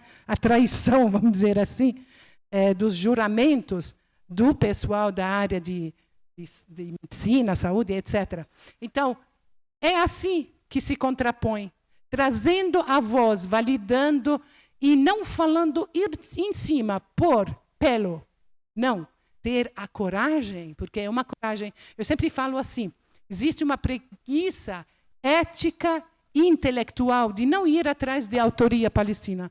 O Pedro fez. E muitas outras pessoas fazem. Eu nunca falei nada para ele, a gente é muito amigo. Ele muitas vezes traz para mim as autorias, eu falo, esse aqui. Então, é possível ser feito, é o caminho, é assim que a gente faz leituras anticoloniais e não somente pelo fato de assumir ou tomar o lugar da pessoa como se não tivesse capacidade de ler e interpretar sua realidade de uma forma crítica e profunda, né? Então, mais uma coisa, eu acho que, sim, eu vou fechar ainda nesse entorno do que você está falando. Vocês têm consciência de que a Irlanda foi ocupada por quase 800 anos pelos ingleses. O barbárie que foi até eles tomarem a sua independência, que foi 25 anos atrás, 26 anos atrás, não é muito tempo. E eles tinham o IRA, vocês ouviram falar? Uma frente de luta armada, né? Que era chamada também terrorista e tudo mais. No final, os ingleses sentaram com eles para negociar. Na mesa de negociação, não era igual na África do Sul. Igual será na questão palestina, a gente sabe. Irlanda, então, viveu a fome de uma forma muito, muito cruel. Da mesma forma que acontece em Gaza. Era interditado a eles acesso à comida, morriam de fome, as terras deles roubadas, eles sempre desumanizados, até hoje, ainda tem essas imagens. Eu tive a honra de ficar 4 meses na Irlanda como professora visitante. Eu conheci o povo, tal, de luta, muito próxima à questão palestina. Mas eu quero lembrar vocês o que aconteceu, acho que 2 meses atrás. O premier da Irlanda, que acabou 25 anos atrás só de ter sua liberdade, foi para os Estados Unidos. Biden é de origem irlandesa. Boa parte da população e que está no poder nos Estados Unidos são de origem irlandesa. E quando falou, o premier irlandês falou o seguinte, ele disse, e queremos também fazer denúncia em relação ao que está acontecendo em Gaza. Nós, e ele parecia que ele estava falando nós, igual você, que é de descendência irlandesa, nós conhecemos a fome, nós conhecemos a humilhação, a disposição, a terra roubada, e por isso a gente não está contente com o que está acontecendo. 2 dias atrás, ele apresentou sua demissão. E a gente sabe que tem impacto, mas a coragem política e ética de um premier da Irlanda, um país desse tamanho, 3 milhões de pessoas, que os Estados Unidos pisa em cima deles, num colonialismo que continua em termos das empresas, da oportunidade de trabalho e tudo isso, mas teve a ética política de colocar e resgatar a história. Isso foi de uma força imensa, muito grande. Só para lembrar, um dos membros, junto à África do Sul, que apresentou à Corte de Justiça, uma advogada irlandesa. Esse simbolismo é de grande importância. Reflete muito isso que a gente está discutindo aqui nessa mesa. A memória dos povos é longa. E isso é uma forma de solidariedade que a gente nunca pode minimizar.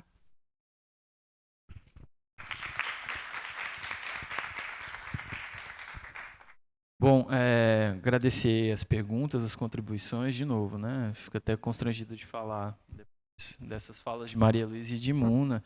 Vou tentar aqui fazer uma costura entre o que foi falado também para a gente não se alongar muito mais. Mas eu acho que, olha que engraçado, né? Como é que há um processo proposital de inversão do sentido, do significado das coisas, né? A greve é colocada para a gente como uma atitude mesquinha, corporativista, umbiguista. Olha lá os professores que não estão pensando nos estudantes em greve. Olha lá os trabalhadores. É o contrário. A greve, antes de tudo, é um dos principais instrumentos que a gente tem de solidariedade de classe. Evidentemente que dentro dela existem pautas que se referem às condições salariais, melhores condições de trabalho, mas não só dessa categoria. Olha como é que é essa inversão do sentido e significado das coisas, né? Da mesma forma que aqueles que lutam são apontados como terroristas, como tudo isso que a gente está discutindo, né? Constrói-se uma narrativa de que a greve é um instrumento mesquinho, corporativista, egoísta. É o contrário. A greve é um dos instrumentos mais aguçados e avançados que a gente tem de solidariedade de classe. E, trazendo para a nossa realidade concreta, do momento que estamos, é tanto a ponto de que uma das nossas principais reivindicações se refere ao orçamento e recomposição de orçamento para as universidades, institutos federais e Cefetes.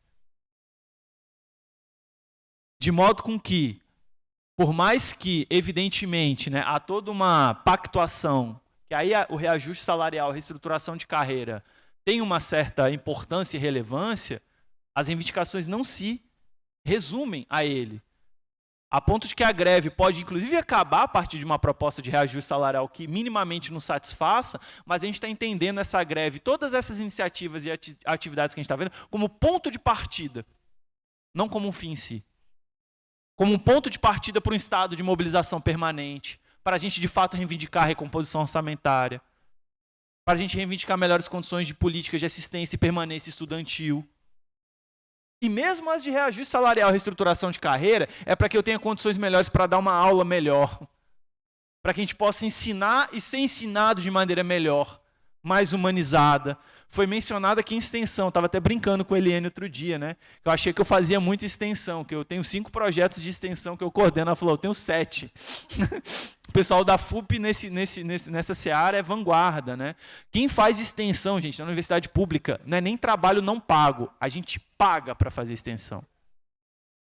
Quem faz extensão sabe que a gente paga para fazer extensão. Paga para o nosso estudante conseguir ir para o lugar, paga para comer, paga para fazer evento, atividade. Então, olha que engraçado. Acho que a primeira das coisas, eu estou sintetizando, né, o questionamento de Conceição sobre orçamento, com a fala do Guilherme sobre o sumo, trazendo para o contexto da greve, né, a greve, antes de tudo, um instrumento de solidariedade de classe. Tanto que ontem, para vocês terem uma ideia, a gente fez uma live, os 3 comandos nacionais, Andes, ao qual a ADUMB faz parte, Sinasef e Fazubra para arrecadar dinheiro para as populações atingidas pela catástrofe climática social do Sul. E tínhamos lá movimentos sociais, MST, movimentos de atingido pelas barragens, o MAB, movimento de pequenos agricultores, MPA, todo mundo lá, arrecadando dinheiro, donativos para os nossos companheiros e colegas do Sul. Olha como é que a gente inverte, não é a gente, né? É essa sociabilidade cujo normal é a inversão das coisas para que ela se reproduza e se mantenha. Então, nesse sentido, tratar o orçamento, tratar a extensão, tratar a súmula, a greve é justamente a gente fortalecer e rememorar aquilo que é nosso, que é luta. Muitas das falas falam assim, pô, mas vocês não têm, eu quero outros instrumentos de luta. Vamos lá, então vamos construir. Bem-vindo, bem-vinda, bem-vinde. Está aberto o espaço. A gente que não queria estar em greve. Porque tudo que eu estou fazendo aqui a mais, vou ter que repor depois, dar um trabalho do caramba. Quem fala que professor entra em greve para ficar em casa, não tem a menor ideia que quer ser professor, muito menos está em greve, com todo respeito. Mas esse é um instrumento que a gente tem dos mais avançados pronunciados de solidariedade de classe.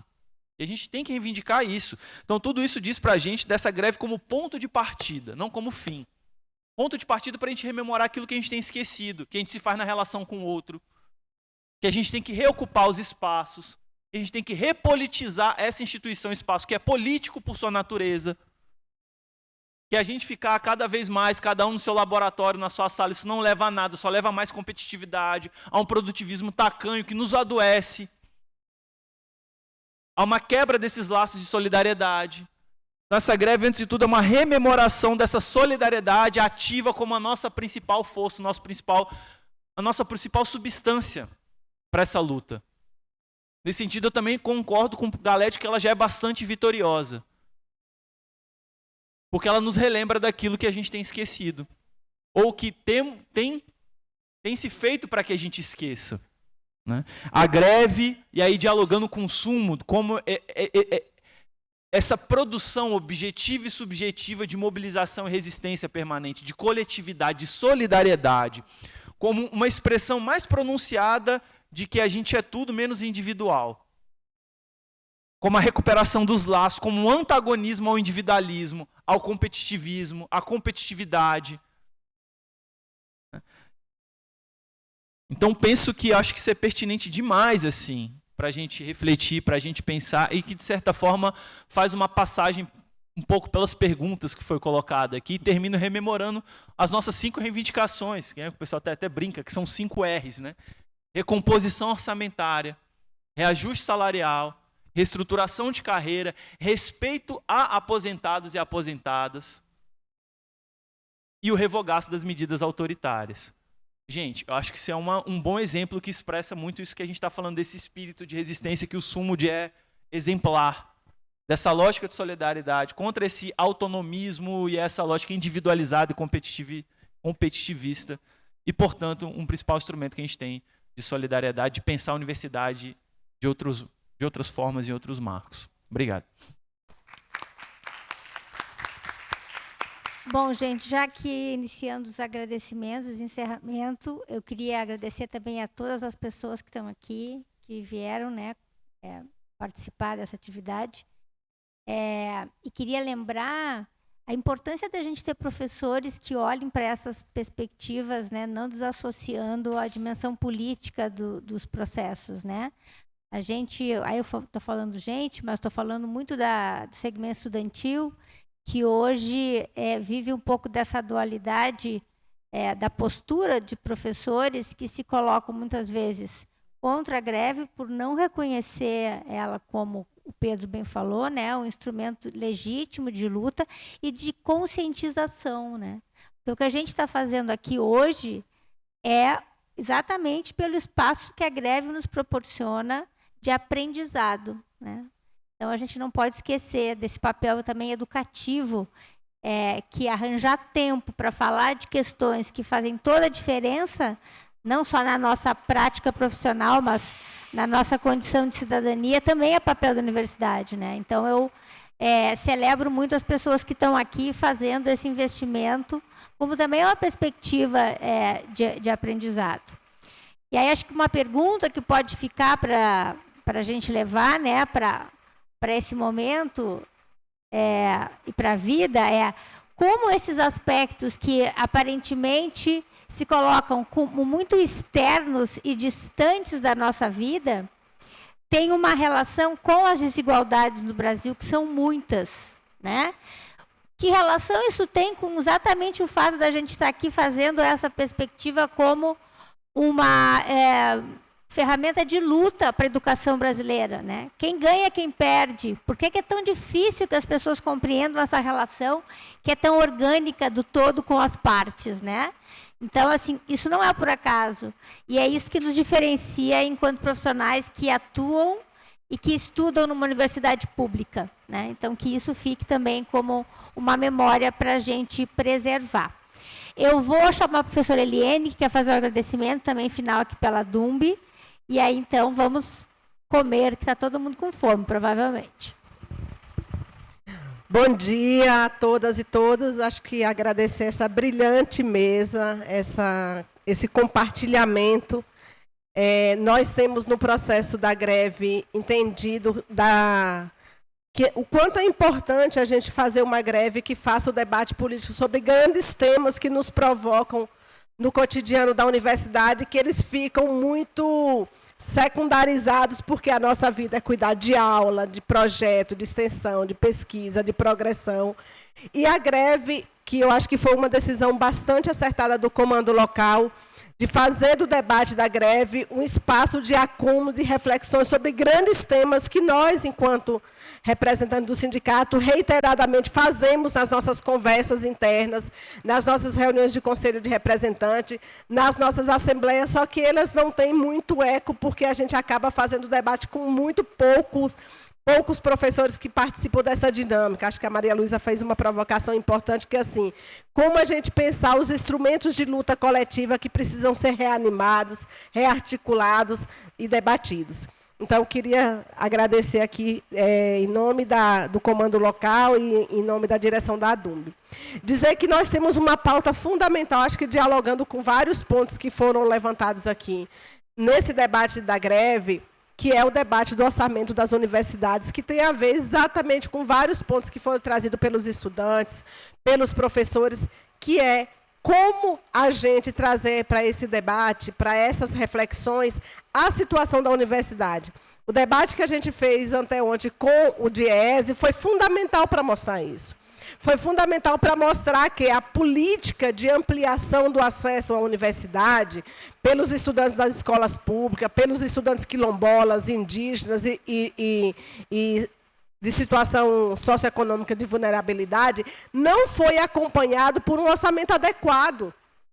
O que a gente percebe é que a nossa luta é agora para garantir que esse acesso seja acompanhado das condições de permanência e conclusão. E isso não tem a ver com negar a importância da política de acesso, mas é de como a gente precisa garantir que essa política de acesso seja acompanhada de um orçamento adequado, porque aumentou-se o número proporcional de estudantes por professor, aumentou-se o número de estudantes proporcional por técnico e não aumentou recurso. E isso tem uma ressonância muito forte nas condições de sobrevivência dos estudantes da universidade. Eu sou professora da FUP, fui coordenadora da LEDOC durante o ano de 2016 e 2018, o ano, inclusive, que os estudantes... Eu assumi a coordenação quando os estudantes tinham acampado, ocupado a FUP naquele ano, contra a PEC da morte, né? Que foi exatamente naquele debate. E nós temos na FUP um histórico de luta muito importante dos professores, dos estudantes, para que essas condições sejam adequadas, até porque nós somos um curso que tem uma dinâmica diferente da universidade, que é a situação da alternância. Então, o alojamento é fruto da luta dos estudantes e dos professores, a ciranda estudante... A ciranda, que é o lugar onde as mães podem trazer as suas crianças, que é uma inovação no Brasil inteiro. A gente não tem ciranda na universidade que garanta isso. A gente tem uma série de ações na FUP e que a gente entende que elas podem ser referências para muitas universidades, para a UNB, mas para outras, que é de como a gente fazer as lutas de conquista para ampliar as condições de acesso e permanência dos estudantes da universidade, sejam eles quilombolas, de baixa renda.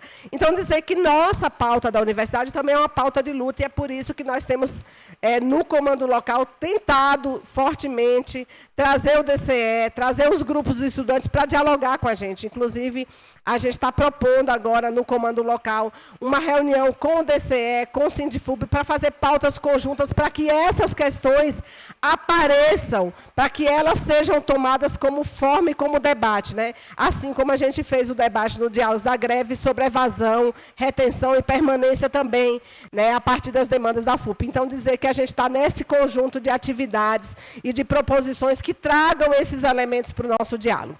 Parabenizar e agradecer a presença de todo mundo aqui, especialmente de vocês. Um abraço.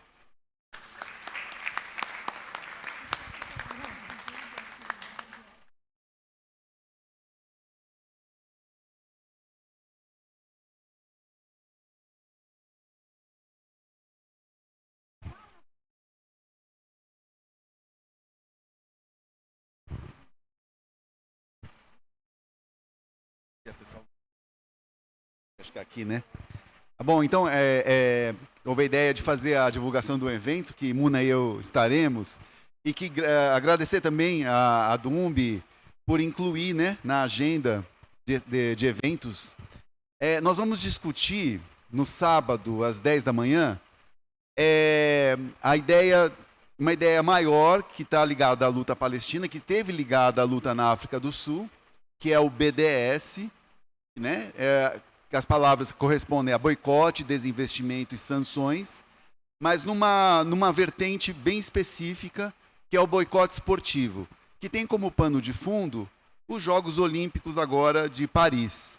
Então, a ideia é se juntar a outras iniciativas mundiais que estão discutindo essa campanha de boicote esportivo contra o Estado sionista de Israel e os Estados Unidos, que essa guerra é financiada pelos Estados Unidos, é uma guerra dos Estados Unidos também, né?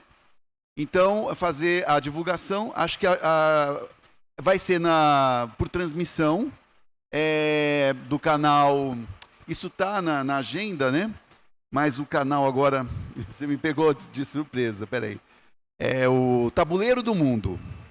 É o canal Tabuleiro do Mundo, vai ser retransmitido, pela informação que temos, também pelo Tutameia, que é um outro canal importante, enfim, dentro dessas mídias alternativas. Sábado, 10 da manhã. Contamos, né, Muna, com vocês aí. E aproveito para parabenizar, assim, excelente mesa, muito qualificada, e acho que todo mundo aqui saiu bem melhor aí dessa mesa, depois desse evento. Obrigado. Bom, gente, então, mais uma vez, muito obrigada. A Maria Luísa vai deixar aqui os mosquitinhos para a gente usar, né, como memória. E uma boa tarde para todos e sigamos aí na luta.